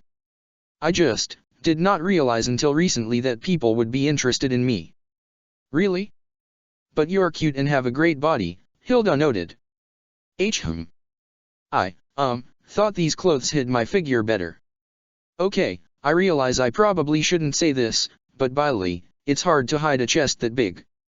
I would know, my breasts are big too and yours are definitely bigger than mine, Dorothea said, earning a bright blush from Byleth as she glanced down at herself. Wait, are they showing through? No, they're not, you don't need to worry about that. I'm just saying, as someone who has spent a lot of time around various outfits, I tend to pick up on things like this, Dorothea continued, a small smile on her face. I mean, you have no idea how difficult it can be when I have to play a more naive innocent role, only to have to get the outfit remade cause the top is just a bit too tight. PFF, oh, I completely get what you mean, Hilda agreed, grinning. Now I might not have it bad as you two, but it can be such a pain when I see a cute top that I love on site, but that I can't even fit on without feeling like I'm going to break a rib. Marianne stayed silent, but understood their woes. Especially since she had a habit of intentionally trying to conceal her chest. Constance took a sip of her tea. Perhaps we should move on from talking about the contents of our bodices, lest we start speaking like we're in some lurid novel. PFT, oh yeah, if we aren't careful we might start grabbing to physically compare, Hilda joked. Now Hilda, that's supposed to happen in the baths, not out in public, Dorothea jokingly chided. Ah yes, and then we can talk about the men we fancy, as we lounge around in negligee. Is that a thing that happens often in those books? Byleth couldn't help but ask. And I am cutting off this conversation here, Constance stated, I am not going to be teaching the Archbishop about said books. Fine, we can move on to something for more innocent ears, Hilda said, before glancing at the Archbishop. Is there anything you want to talk about? Oh, is everything going well in the Alliance? Pretty much. I mean, I haven't heard of anything bad happening, even the Amirans have been quiet since we fended them off. Yes, it's been rather peaceful, Marianne agreed, though I've heard that mercenaries have actually started to leave the nation because of how hard it is to find work. Oh really? Ouch, I hope Leonie is doing okay then. I hope so. I tried inviting her, but she apparently wasn't at her village. Oh, really? Well, I actually asked Geralt to go into Alliance territory to find her, so if there is something going on, I'm sure he'll handle it, Byleth reassured. I probably should have sent him sooner, but I'm sure she'll be happy to see her former mentor. Especially since he has the full reimbursement for her tuition. Oh, that reminds me, Marianne said, reaching into a pocket to pull out a letter. I tried to invite Raphael as well, but he was occupied with his family's inn. Though he wanted to send a gift for the reimbursement of his tuition. Taking the offered item, Byleth opened it to find a small slip of paper inside. Grabbing it, and saw what was written. Free lifetime pass to the Kirsten Inn. Oh. Oh, that's really nice, she exclaimed with a bright smile, happily showing off the pass to the other ladies at the table. We definitely need to go visit when it's time to head to the Alliance. No offense, but shouldn't you be staying at, like, manors and palaces, rather than an inn? Hilda asked. But he sent a pass, Byleth said, pouting. It'd be rude to not go. Sure. Hilda huffed internally, really wishing the Archbishop would stop being so cute. Byleth smiled again, nodding to Hilda before she looked back at the pass, happy that Raphael was doing well. He always seemed to be one of the students who had things together, but it was nice to know he was running his inn well. Heh, well, I'm glad to see you're excited for that visit, Dorothea said, smiling. Now then, since you seem to be doing better, why don't we get on with your earlier plans? Yeah, that sounds nice. I was excited to visit the sauna, Hilda agreed, standing up. Oh, is it okay if I talk with Marianne for a moment? Byleth asked, getting the noble to stiffen. Of course. Constance decided before anyone else could speak up. Come on, let's give these two some privacy. Gladly leading the way, Constance started to head to the sauna, before slumping once she stepped into the sun. Rolling her eyes, Dorothea grabbed her hand to lead the way instead. So, what did you want to talk about, Lady Byleth? Marianne asked, her face warm. I just want to make sure, you do feel romantic feelings for me, right? She nodded. May I ask, why? Well, why would I not? You lifted such a huge burden off my shoulders. For the first time in my life, I felt as if I could live freely, without having to worry about when I would become a beast. I'm happy I was able to meet you, and I want to be able to support you, especially since you have the strength to keep moving forward despite knowing what's to come. I'm not that impressive, I almost gave up completely in the Empire. Byleth admitted as she looked at her hands. Things weren't going how I wanted them to, and it all felt pointless. But you haven't given up. You're still trying, Marianne reassured. You have the courage to change the world, and I want to be able to help you. Byleth let out a small breath. There was someone who I wanted to support, in the time I was in. But I wasn't able to. Was that the Emperor? Yeah, she wanted to rid Fodlan of the crest system, make things better for not only commoners, but for those suffering like you, even if it meant going to war. And I was too much of a coward. She sounds impressive. I can see why you hold feelings for her. Byleth's face reddened. It's that obvious, huh? Yes, very much so. Byleth blinked at how bluntly Marianne said that, before blinking again when the noblewoman actually giggled. I'm sorry, I just thought you looked cute for a moment there, and, it is less that you are being obvious and more the fact that Constance actually mentioned your infatuation earlier, remember? Oh, right. Byleth pouted. Why does everyone like teasing me so much? Marianne was very tempted to apologize, but... You are very cute when you blush, Lady Byleth. Well, regardless, I just wanted to let you know how things are. I understand, I am not sure if I'd be joining, but I will have these feelings for you regardless. Byleth blushed. If you want me to help you find someone, or, Marianne couldn't help but giggle. You really are sweet, Lady Byleth. And, perhaps at some point, I might accept your offer. But, for now, can we remain friends? Of course, she answered without hesitation, nodding immediately. I will always be your friend, Marianne. I promise you that, no matter what. Thank you, Lady Byleth, Marianne said, smiling in response, and as they stood up, she leaned over and gave her a kiss on the cheek. You're being very confident. It feels nice, being like this, Marianne replied, a smile on her face as they walked together to the sauna. Feeling a hand brush up against hers, Byleth looked down to see Marianne hook some fingers around hers. Gently smiling, the two walked together, a comfortable silence falling upon them. Once they arrived at the sauna, the pair changed into the outfits provided, before Marianne spoke up. If I may, Dorothea mentioned there was something wrong with your heart. Yeah. It's weak right now, but we're trying to figure it out. It'll be okay, Byleth said, a small smile on her face as she tried to reassure her. I see. Lady Byleth, I am somewhat capable with healing magic, so if there is anything I can do to help, please, just ask, she requested. I guess I'm not as good at reassuring people as I thought. Byleth sighed. Don't worry, we're looking into things that could help. Who knows, maybe all I need is to relax. Okay, then, I'll do my best to help, even if it's just to talk. Marianne smiled as she grabbed Byleth's hands. That's what friends are for, right? Byleth blushed again, before smiling happily. Thank you, Marianne. Now, let's do our best to relax. Marianne couldn't help but smile at the Archbishop's enthusiasm, happily agreeing before they headed into the sauna to join their friends.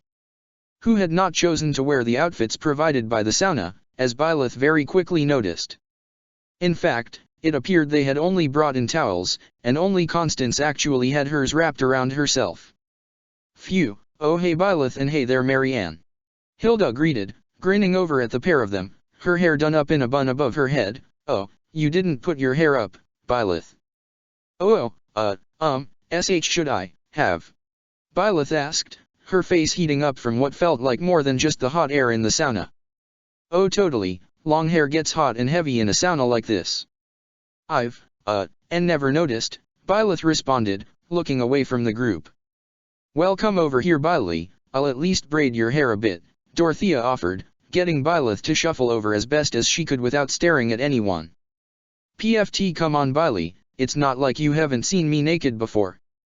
Byleth almost argued that this was completely different, but she felt she would have gotten teased for that, so she instead just sat down, before seeing Dorothea slide closer out of the corner of her eyes. Feeling the songstress gently pull her hair back, she relaxed a bit as she ran her fingers through her hair. So, what kind of training do you have to do to get that body? Hilda asked, getting Byleth to stiffen. I mean, you're no Balthea, but you're still very impressive. Oh, well, I just try to be active. I used to be a mercenary, so that helped. Right, I heard about that, Hilda said, before deciding it wouldn't be a good idea to call the Archbishop the Ashen Demon. I bet you probably had a cute nickname, like Guiding Light or something. No. I didn't. Though, I think I would have liked that, Byleth murmured. A cute nickname would definitely fit you, Byleth, Dorothea commented. Quite, though perhaps a more majestic name would fit her grace. Constance suggested, something to help inspire awe in people. I don't really need a nickname though, Byleth pointed out, I'm not a mercenary anymore. I wonder if Shezi would have any ideas. Dorothea mused. I feel like she'd say something mean. I'm sure Shezi wouldn't be too mean to you. Constance paused, a thought occurring. Speaking of your bodyguard, Lady Dorothea, might you happen to know where she is? Dorothea tilted her head, thinking, then shrugged. I'm sure she's around here somewhere. She might not be the brightest person around, but she always thought of herself as a good judge of character. So when she'd first met the Archbishop, she thought of her as a nice lady, albeit one who kinda forced her hand given how she really didn't have an option when it came to joining the academy. Still, Rhea seemed okay, but she also didn't seem like a fighter. Sure, she joined in on the assault on that weird underground city, but as far as Shay knew, she was just there as a field commander, using magic if need be. So it came as a bit of a surprise when Rhea wanted to meet her in the training grounds. Even more so when Rhea ended up hitting her hard enough to send her crashing into a wall. I understand that you and Byleth are attempting to get along now. However, I am also aware of how you have acted towards her in the past, Rhea stated, cracking her knuckles. So do not expect this to end quickly. Shay wasn't quite sure how to respond to that.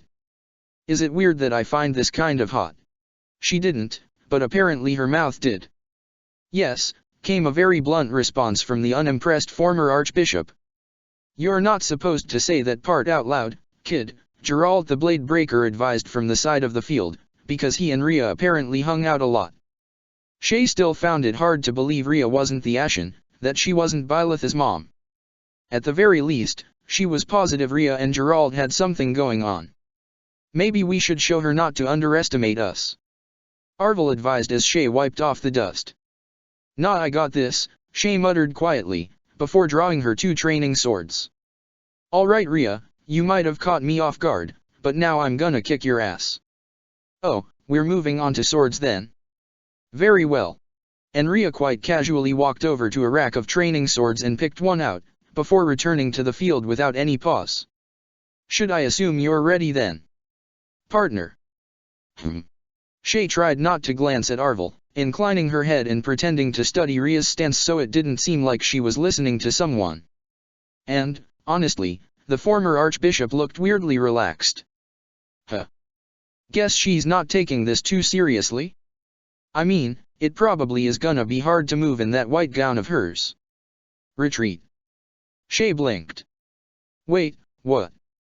I didn't say anything, Geralt commented, mistaking Shay's confused look at Arvel for one directed at him. Arvel, meanwhile, was feeling the strangest sensation of both déjà vu and mortal terror. We should go. Now.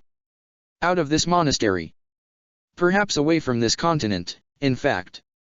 Shay glanced at Rhea. Rhea smiled back at her. I can take her. With that, she charged right in. Why's the sky on the ground? Shay wondered for a brief moment, before noticing the ground was in the sky and then crashing face first into it. That was excessive, Geralt commented, prompting a huff from Rhea as she wiped some spit off her wooden blade. She kept all her teeth, so it was not excessive in the slightest. You've got some weird metrics for excessive force. It's fine, teeth grow back. What? No they don't. Rhea paused, then glanced at Geralt with a frown. They don't. Not for humans. Oh. I might need to apologize to someone. Is that person even alive? I might not need to apologize. Chapter 49, Mercy Mercy Me. Taking a deep breath as she looked up at the monastery, Mercedes tried to steel herself for the mission before her. Before, she had thought it an honor that she would be at the monastery, attending the academy. Now, however, the prospect of returning was daunting. Still, she could do it, if it was the will of the goddess. Maybe she should stop by the cathedral first to pray for guidance first. Phew, she let out a slow breath, then steadied herself, ready to do what she needed to. Which was, at the moment, going to the cathedral. No, she was not running away from her responsibilities, she was just asking the goddess for guidance. That was all. And it seemed her choice would be rewarded as she quickly discovered that there was a sermon ongoing at the cathedral, led by none other than the archbishop herself. Mercedes stilled for a moment, taking in the sight of the woman at the dais who spoke in a strong, clear voice about the kindness and mercy of the goddess. From a distance she reminded her of Rhea, which was a good thing in her eyes. Happy that the goddess graced her with this chance, Mercedes moved to sit down, sitting at the back so as to not disturb the sermon. Though as she did, the archbishop's eyes met hers, and she could have sworn she smiled at her. Thinking of it as just a coincidence, Mercedes focused on the sermon, clasping her hands in front of her to pray. It felt calming being here, even if the cathedral was much larger than the churches she aided in. As the sermon came to an end, Mercedes remained sitting, not wanting to disturb anyone who was leaving as she continued to pray. "Excuse me, Mercedes. Someone called out to her. Glancing up, the former lion felt her eyes widen in surprise as she saw the archbishop smiling down at her. "Oh, forgive me for not noticing you sooner, Your Holiness," Mercedes apologized, getting up before she curtsied. Up close, now that she got a close look at her, Mercedes couldn't help but think of how young the new archbishop seemed, perhaps too young for the position, before she tossed the uncharitable thought out. "There's no need to apologize, and please, just call me Byleth," Lady Byleth said, smiling in return. "We are close in age, after all." Mercedes paused for a second, wondering if her thought had maybe been too obvious, before smiling again. "Yes, we are, and may I say it is very impressive that you have such an important position at an age so close to mine. I am not sure I would be able to handle the responsibility in your place."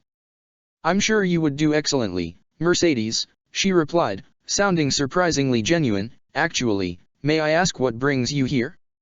Do you want to join the monastery?"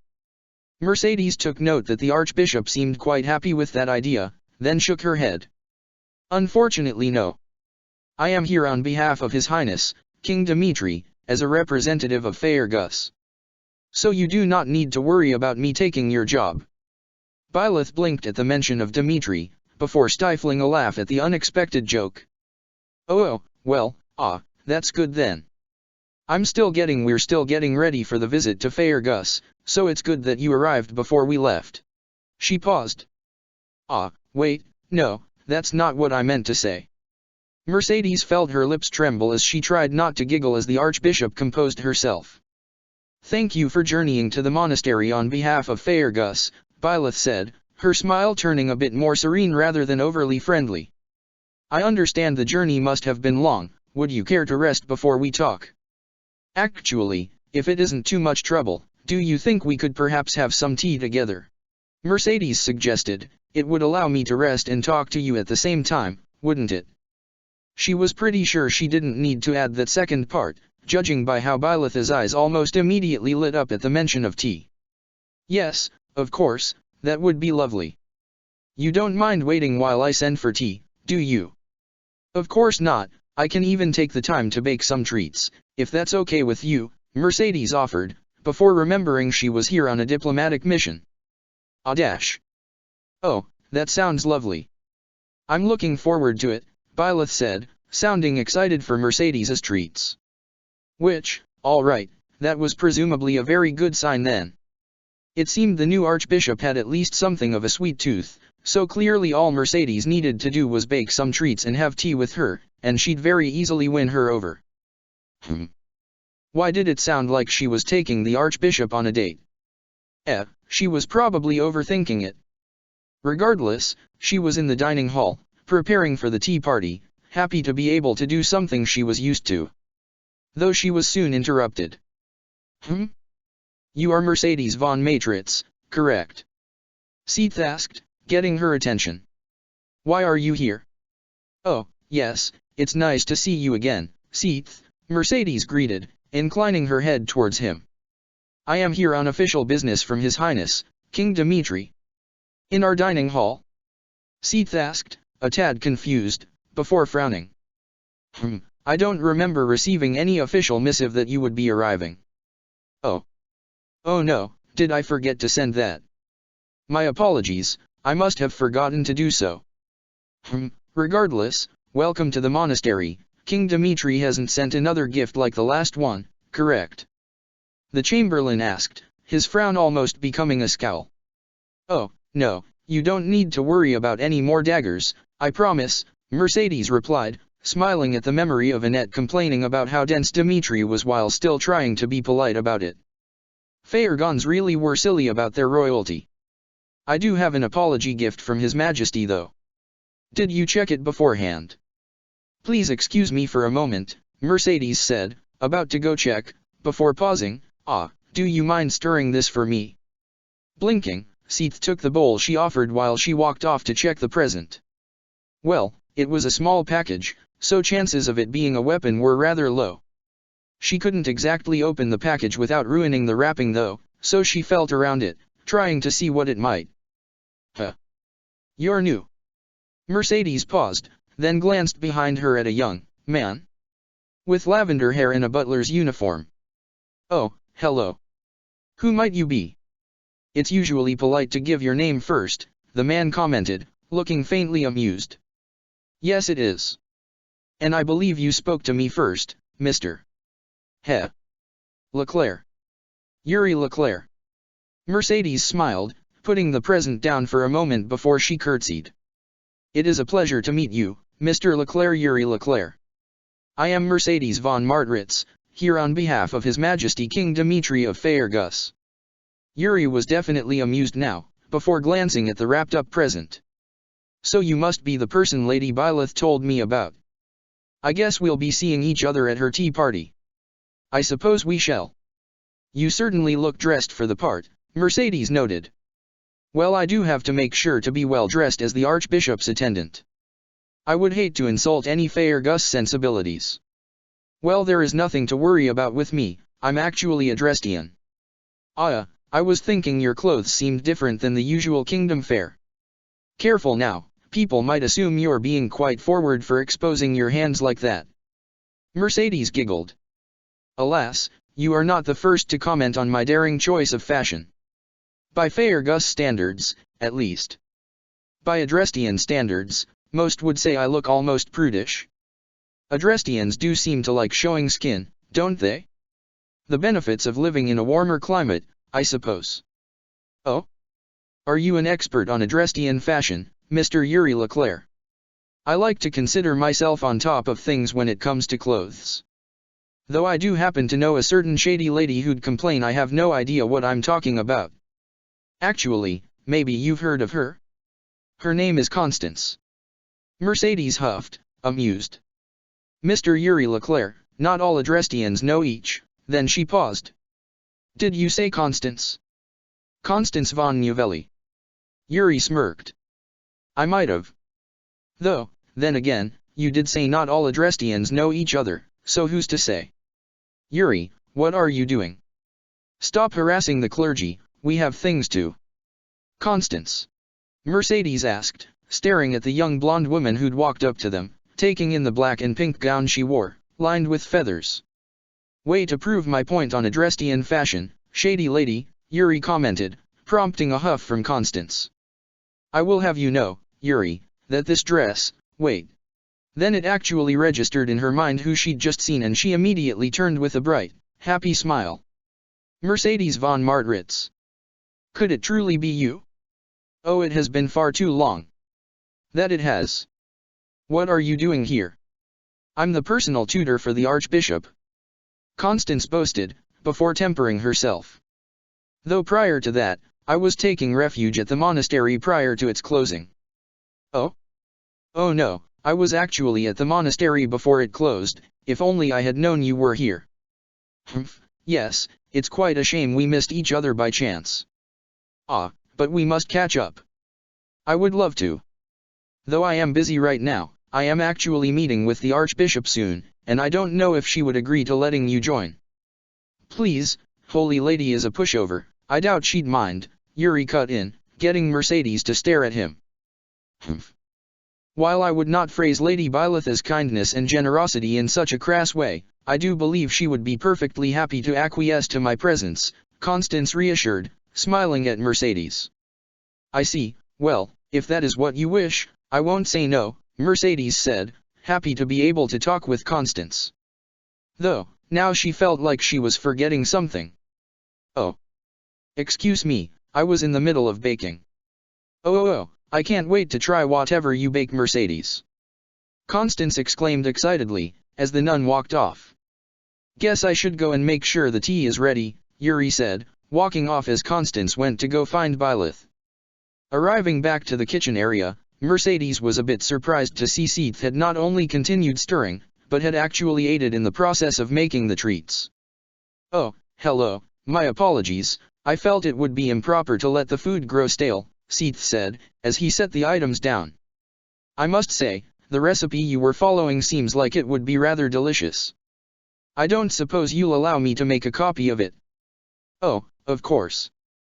Would you care to have some of the treats when they are ready? Not right now, Flane had some treats earlier, so I would prefer she not to eat too many in a single day. Regardless, thank you.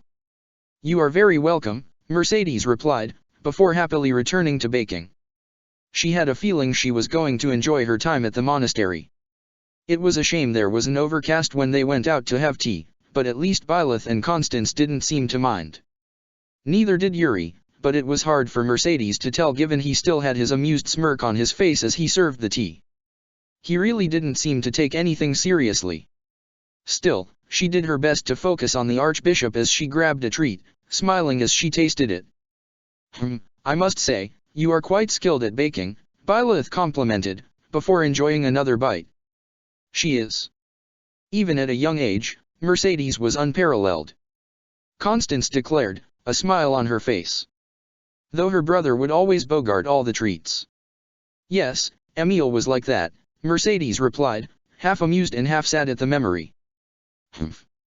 Oh, speaking of, your brother is still quite the brat. I kept trying to speak with him in Inver, but it was like he was actively avoiding me. He was always quite. Mercedes paused. You saw Emil in Inver? Of course I did. Sure, he might go by that name Juritsa now, but I recognized him on sight. Even with that ridiculous mask of his. Mercedes blinked. Emil was Juritsa. Yes, I did just say that. Constance frowned. Are you feeling all right, Mercedes? Yes, I am fine. I just, well, I suppose I will have to visit the Empire sometime in the future. Oh, I would gladly go with you, if you wish. Constance offered, smiling, I am, after all, the most qualified to travel to the Empire for diplomatic reasons and I would gladly take you along on such an excursion. If it helps, I can write you a letter of introduction, Byleth offered quite freely to Mercedes. Oh, well, I shall have to talk about that later. For now, we were going to have a meeting, correct? Mercedes asked, trying to move along from that topic. Even if she did want to know more. Even if she wanted to ask about Emil, to know how he was doing. How is he? Byleth blinked, before smiling at Mercedes. Juritsa's fine.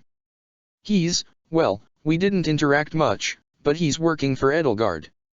And he also has an alter ego called the Death Knight that's kind of a bloodthirsty lunatic, but it seems like he has that under control for the moment. Mercedes let out a relieved breath. Oh good. I'll admit, I was concerned, but it is good to hear he isn't having too much trouble. So you're not going to comment on the murderous alter ego thing? Yuri asked. I imagine Emil will explain it when we meet.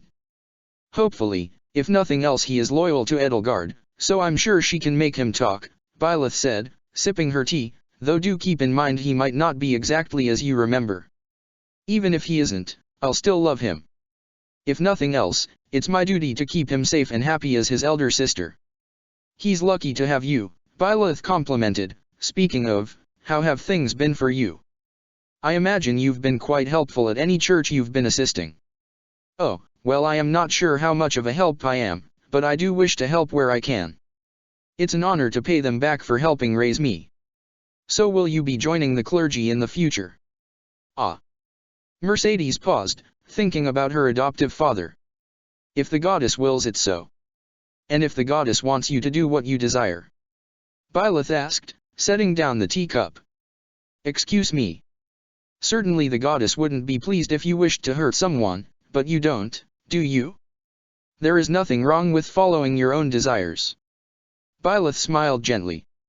I can assure you that the goddess does not want you to be restricted by her will. Live as you choose, and she'll be happy. That is very sweet of you to say, Mercedes replied, returning her smile. Thank you, Lady Byleth. It is more than merely sweet of her, Mercedes, for you see, Byleth is a genuine prophet of the goddess. Constance declared, in both fact and deed, she speaks with the will of the divine, and I myself can guarantee it. After all, I received a direct revelation from the goddess herself. Yes, the goddess herself spoke to me through her and asked me to protect her prophet. Constance boasted to her friend. You spoke to the goddess? Mercedes asked, stunned as she looked at Constance before turning to Byleth. Can I speak to her? Oh, Suthies. Byleth turned her head, looking at something that no one else could see. Could you? Well, no, I don't think you're here to perform tricks for me, I just want Mercedes to feel reassured. Please. And then she promptly let out an exasperated sigh as her eyes glowed a brighter green. Yes, hello, greetings and salutations unto you, may your cow be blessed or whatever you wish of me.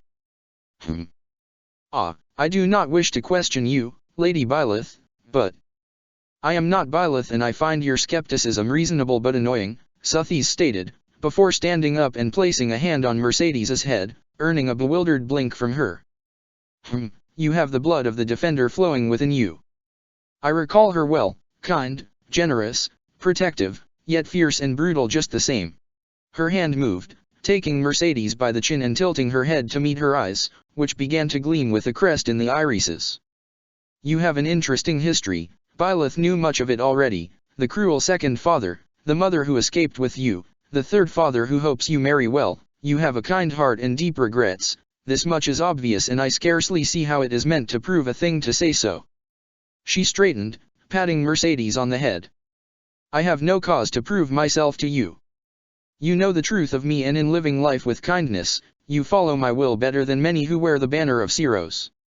If you wish for my approval, you have it. However, my approval should not matter, this land lives even without me, Suthies stated, sitting down, if you want my permission for anything, then do as you wish, all I ask is that you do not cause my prophet any problems. Though knowing her, she would never complain. I suppose you are quite lucky in that regard. In a time long past, yet never will be, you were one of many she cared about. Grabbing a treat, Suthies bit into it, pausing for a moment. Well, if you didn't have my approval, you certainly do now. With that, the goddess finished off the treat, before the glowing green faded away. Sorry if she was being rude, Byleth immediately apologized, she's been through a lot. Mercedes wasn't completely sure how to react to being told the goddess had been through a lot. It wasn't really something she'd considered before. So, she focused on something else. The goddess told you about me? No, you did. The goddess granted me the gift of prophecy, and in the future I saw, we were friends, and I hope we can be friends again. You told me about your woes and your dreams. How you denied yourself what you wanted because you felt it was up to the goddess to decide. Byleth smiled at her. You worked up the courage to deny your adoptive father's wishes, and I hope you can again. Mercedes sat there, trying to take it all in. A part of her couldn't believe that the actual goddess had spoken to her, even more so to tell her she was free to live as she wished. And that the archbishop apparently knew of her life and her supposed future, even choosing to do what she wanted. Hey, holy lady, nice speech, but, Yuri called out, getting their attention as he pointed to around his lips. Blinking, Byleth reached up, and felt not only crumbs, but jam around her mouth from when Suthies ate the treat. Blushing, Byleth immediately began to wipe it away. Mercedes couldn't help but frown a little at how immediately Yuri undermined the archbishop, something he quickly noticed and grinned at. Oh yeah, that reminds me. Didn't you have a gift to give our adorable archbishop? Byleth blushed again. Adorable? I'm not, wait, you have a gift for me. Yes, I do actually, Mercedes replied with a smile, because while she couldn't say she was getting a particularly good impression from Yuri, he was correct about Byleth being cute.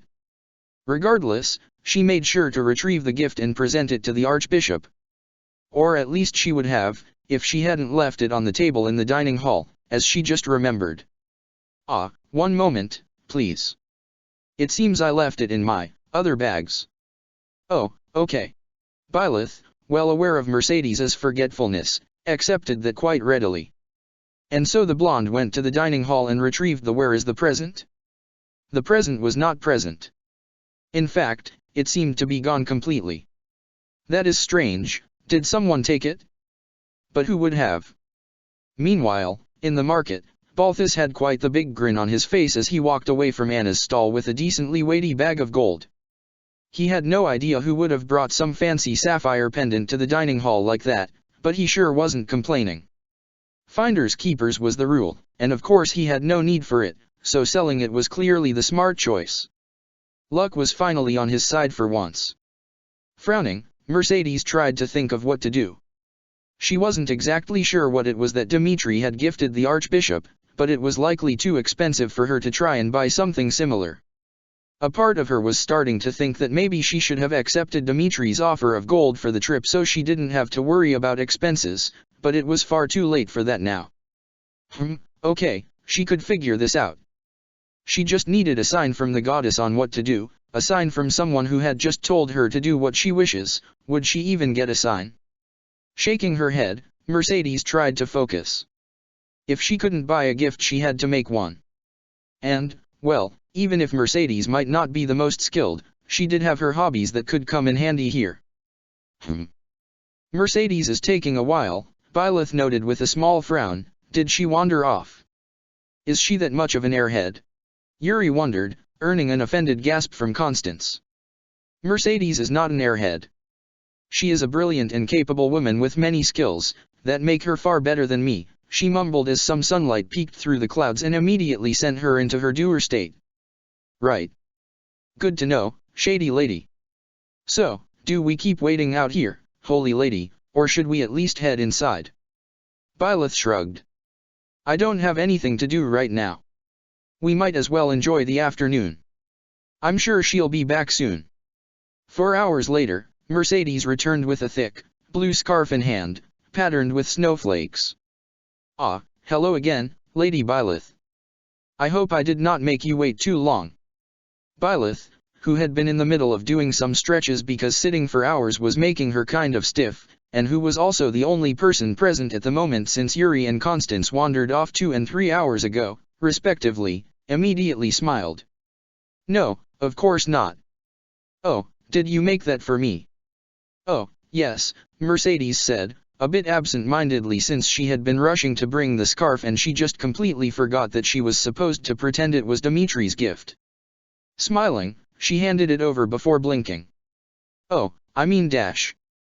Ah, thanks Mercedes, Byleth said, unintentionally cutting her off.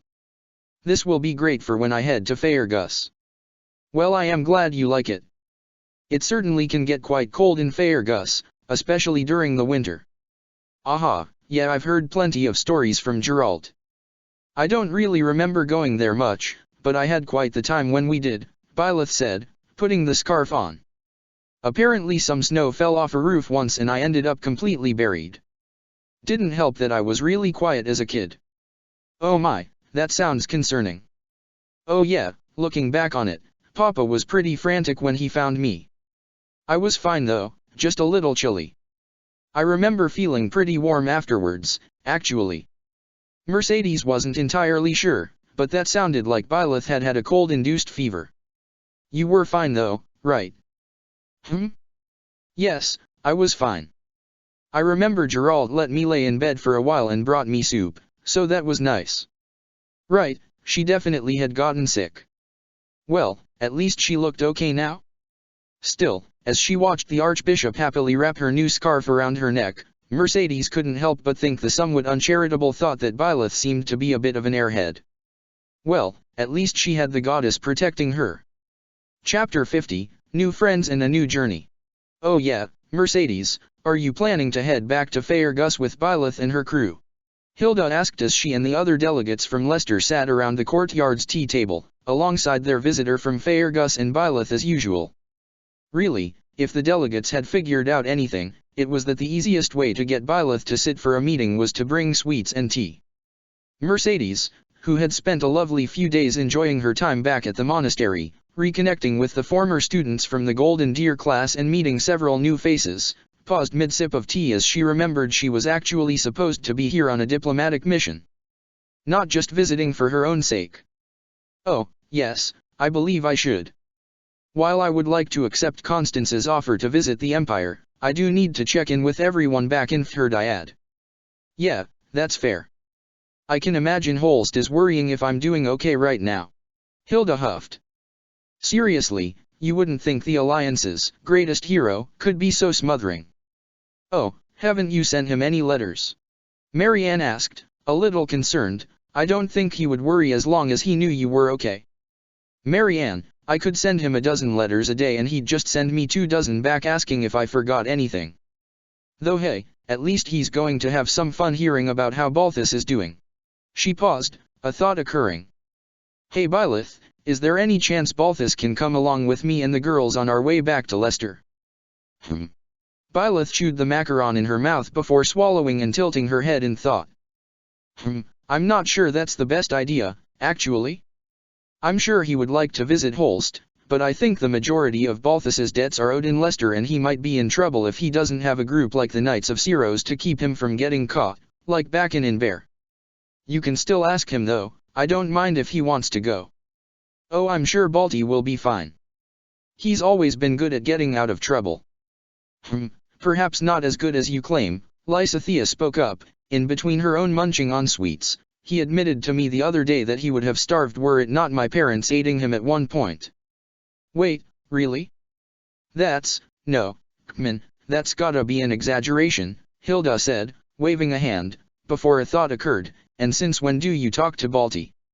Since the other day, as I said. And perhaps a few days before that. He is a decent enough conversationalist, when he wishes to be. Lysithea admitted, before muttering. Even if it isn't often. Well, I'll still ask him just to check. Holst will probably get all mopey if I don't, Hilda decided, sighing at the thought of her overbearing brother. Well, I hope all goes well if he does go along with you. I guess the trip to the kingdom will be lighter in company since Constance is staying behind. She's the one doing all the political talk with Dorothea, so she'll need to be here for that. It was a shame Byleth hadn't gotten to talk with Dorothea as much, but she understood why. Byleth would probably just end up rolling over for any request Dorothea made. Oh, that's a shame, Mercedes said, frowning at how her friend wouldn't be coming along. Speaking of, I shall actually be staying here in the monastery. Hanuman and I have things to discuss, Lysithea noted. Oh, then make sure to take care, Marianne said, smiling at the young mage. I know how to take care of myself. Either way, you are welcome to stay here for as long as you want, Byleth offered. And we can provide a carriage for whenever you wish to leave wherever you want to go. Thank you, Lady Byleth, Lysithea said, nodding in response. You're very welcome. Though, back on the topic of our upcoming trip, how are things in Faerghus, Mercedes? I know there have been issues with some of the lords following Dimitri's ascension to the throne. Oh, everything should be perfectly fine by the time we go to visit, the blonde replied, smiling. Because yes, while tensions were still high, she wouldn't say the lords were in open rebellion at this point. And I am certain everyone will be happy to see you. Well, hopefully it'll be a nice and easy trip. Not to say I disliked my time in the Empire but, well, there were some bumps. I wouldn't call what happened to you bumps, Suthies chimed in. Well, they were. Even when I had that breakdown, it was nowhere near as bad as the one I had in the last timeline. Byleth thought to herself, though even if she didn't say it aloud. Suthies still gave her an unimpressed look. Your standards are horrifically skewed. My standards are informed by the life I've led, which clearly means everyone else is wrong, she mentally joked, taking a sip of her tea before she stood up. Now then, I really should make sure everything is ready before I leave.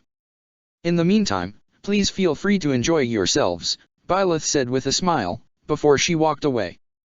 It was nice having a break, but she really had so much work to do. Is Gerald still in the Alliance? Rhea asked as she and Byleth went over the security plans for their upcoming trip. Yeah, apparently Leonie was on a mission, and she doesn't want to break the contract since she's just starting out. So chances are he won't make it back in time unless we delay the travel again, Byleth explained, looking over the letter her father sent. It was nice, professional, and straight to the point, as proper for an official report, and also came with a bag of cookies Gerald had found and thought she would like. No matter. Since I'll be going, I can assuredly handle security. Rhea dash. If you want an excuse besides my worry, then it's because I wish to see Indek again, Rhea cut in, a frown on her face. Besides, while I may be to blame for it, the kingdom can be quite conservative in their values. So chances are, you may face troubles with the older nobles. Fine, Byleth relented with a huff. At least we won't have to worry about security as much in Faerghus since Dimitri will probably have a good deal of his soldiers helping protect us. Faerghus might have its problems, but at least we know how much they focus on training. And hopefully they won't cause you any problems with your planned reforms, Rhea said, looking at the documents before them. Speaking of problems, how certain are you about the blood transfusion working? Given I really don't know much about transfusions, I have no idea. As is, unless we find something within deck, it's our best bet. Assuming that your crests are even compatible. I am uncertain how well an artificial crest of flames will react to yours. Although. Rhea seemed torn for a moment. If it does end up helping you recover, I suppose the Emperor isn't a thug. Why did it look like it hurt you to say that? I think I made it clear I don't approve of her, Rhea stated, though before Byleth could respond, a knock on the door caught their attention. Looking over, Byleth stood up to answer. Come in, she requested, before smiling when she realized who was there. Oh, Marianne, did you need something? I just wished to say goodbye, before I left, Marianne said, shyly brushing some hair back from her face. Oh, well I hope you have a safe journey back, and I can't wait to see you again. Me too. Marianne reached over and grabbed Byleth's hands. I'll think about what you said, and I'll give you an answer when we see each other again. Until then, please take care. With a smile, the noblewoman pulled Byleth into a hug, getting her to blush before Marianne pulled away to leave. You know, Marianne is a fine young woman, Rhea commented, making Byleth blush all the brighter. Really, if you're set on having two wives, she and Dorothea. We're not talking about this. Rhea looked back at the papers for a moment. I'm just saying dash. Rhea, I will kick you out of my office. Byleth shifted slightly as she stood in front of the door to what had become Dorothea's office. It was only natural that she say goodbye to her girlfriend before she left for a trip, but then Dorothea said she had a surprise waiting for her and now she was feeling nervous all over again. It was silly, but she'd found her emotions really didn't care what she considered silly. It was especially silly given that she wasn't leaving until tomorrow, but still. Shifting nervously, she was about to knock to see how long she had to wait, before Dorothea's voice rang out. Come on in, Biley. Stiffening, Byleth opened the door, a smile spreading on her face when she saw Dorothea sitting at her desk. So, what's this I hear about you apparently using the student dorms to sleep rather than the Archbishop's room? Edelgard von Hresvel gasped, somewhat amused as she relaxed on the office's couch.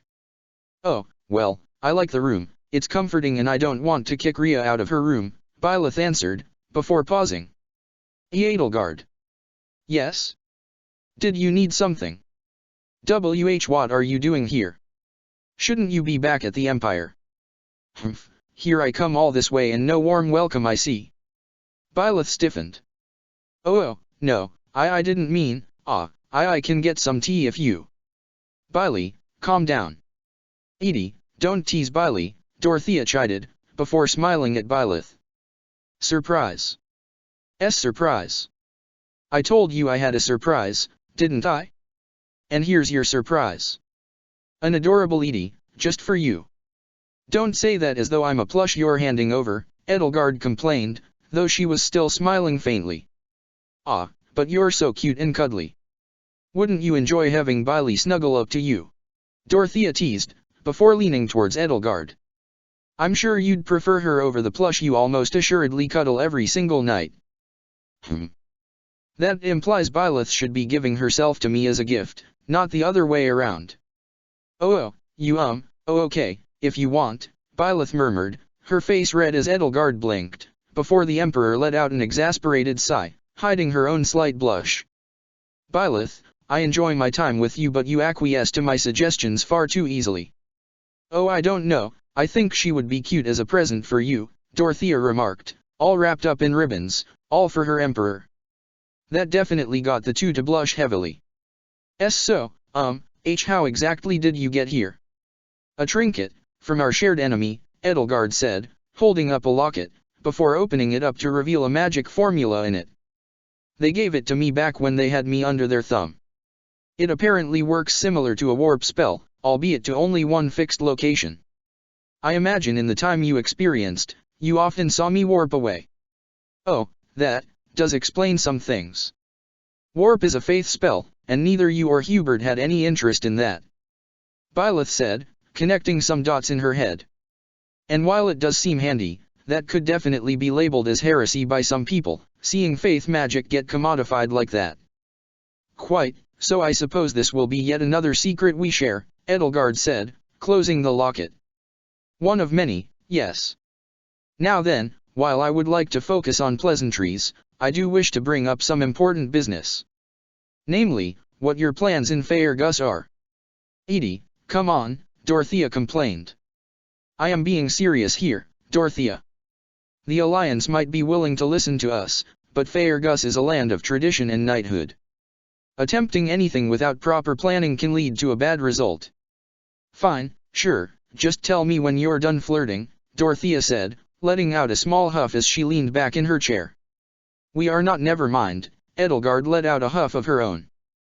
Well, the first thing I want to keep in mind is that I want to make sure Dimitri hasn't gone insane yet, Byleth started, glancing between the two ladies she loved. As long as that hasn't happened, I'm sure he can be reasoned with. Aside from that, I want to make sure to show him the flaws of the system, that the cons outweigh the pros. If he truly wants what's best for his people, then he'll see the truth in my words.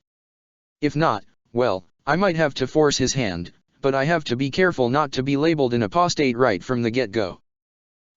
Yes, you mentioned as such in the letter. Standing, Edelgard approached Byleth, who shrank back for a moment. Though before she could do anything else, Byleth felt Edelgard grab her hand. There might be some benefit to throwing you to the wolves if you were called so. Yet I feel I would be dissatisfied in doing so.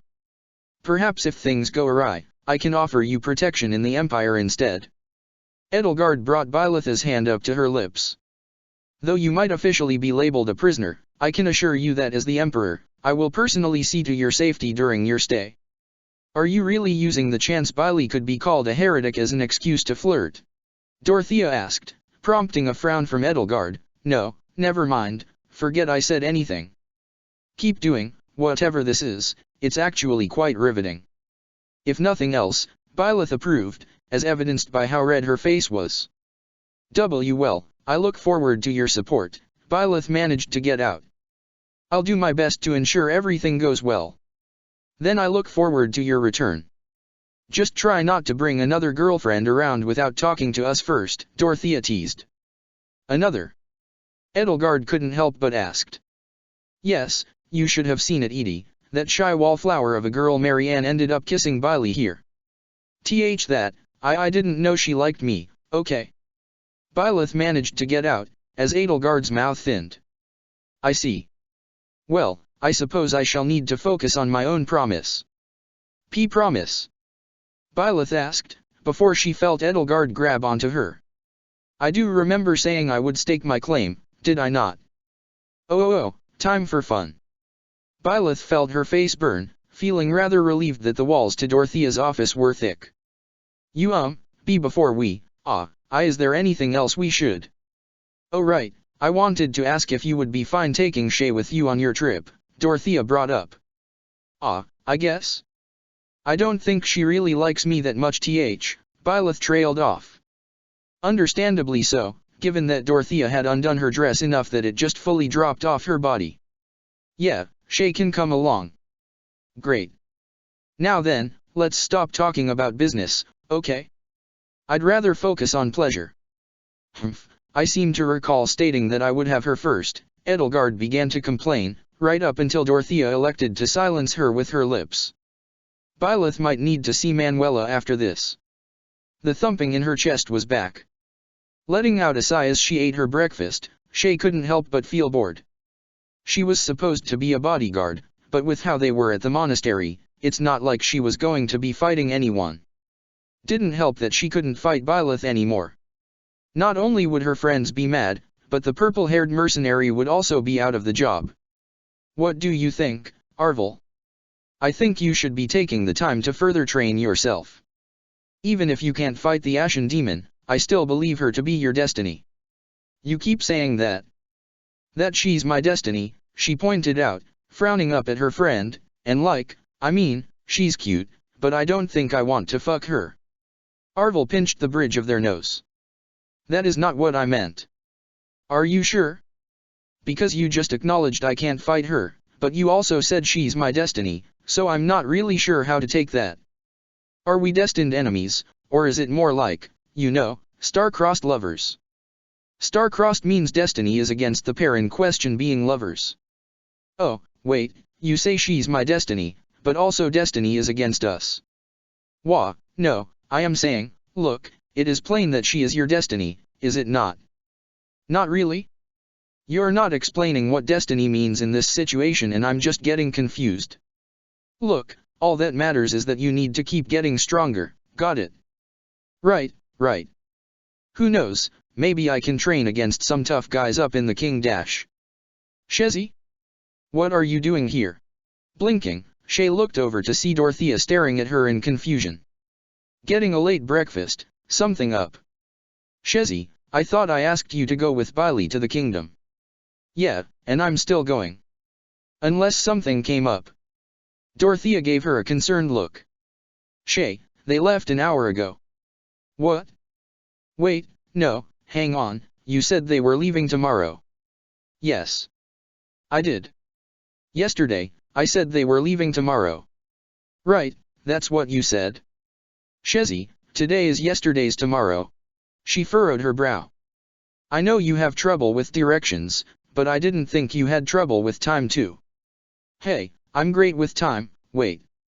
Wait, shit, that means, Shay promptly pushed herself up from the table and sprinted out of the dining hall. Bye Dorothea, don't get into trouble while I'm gone. Ah, Shay, Dorothea tried to say, but the mercenary had already shifted into shadow to move faster, speeding along as a ball of darkness. I really hope she remembers the route they were going to travel. Check the description for the links to the author.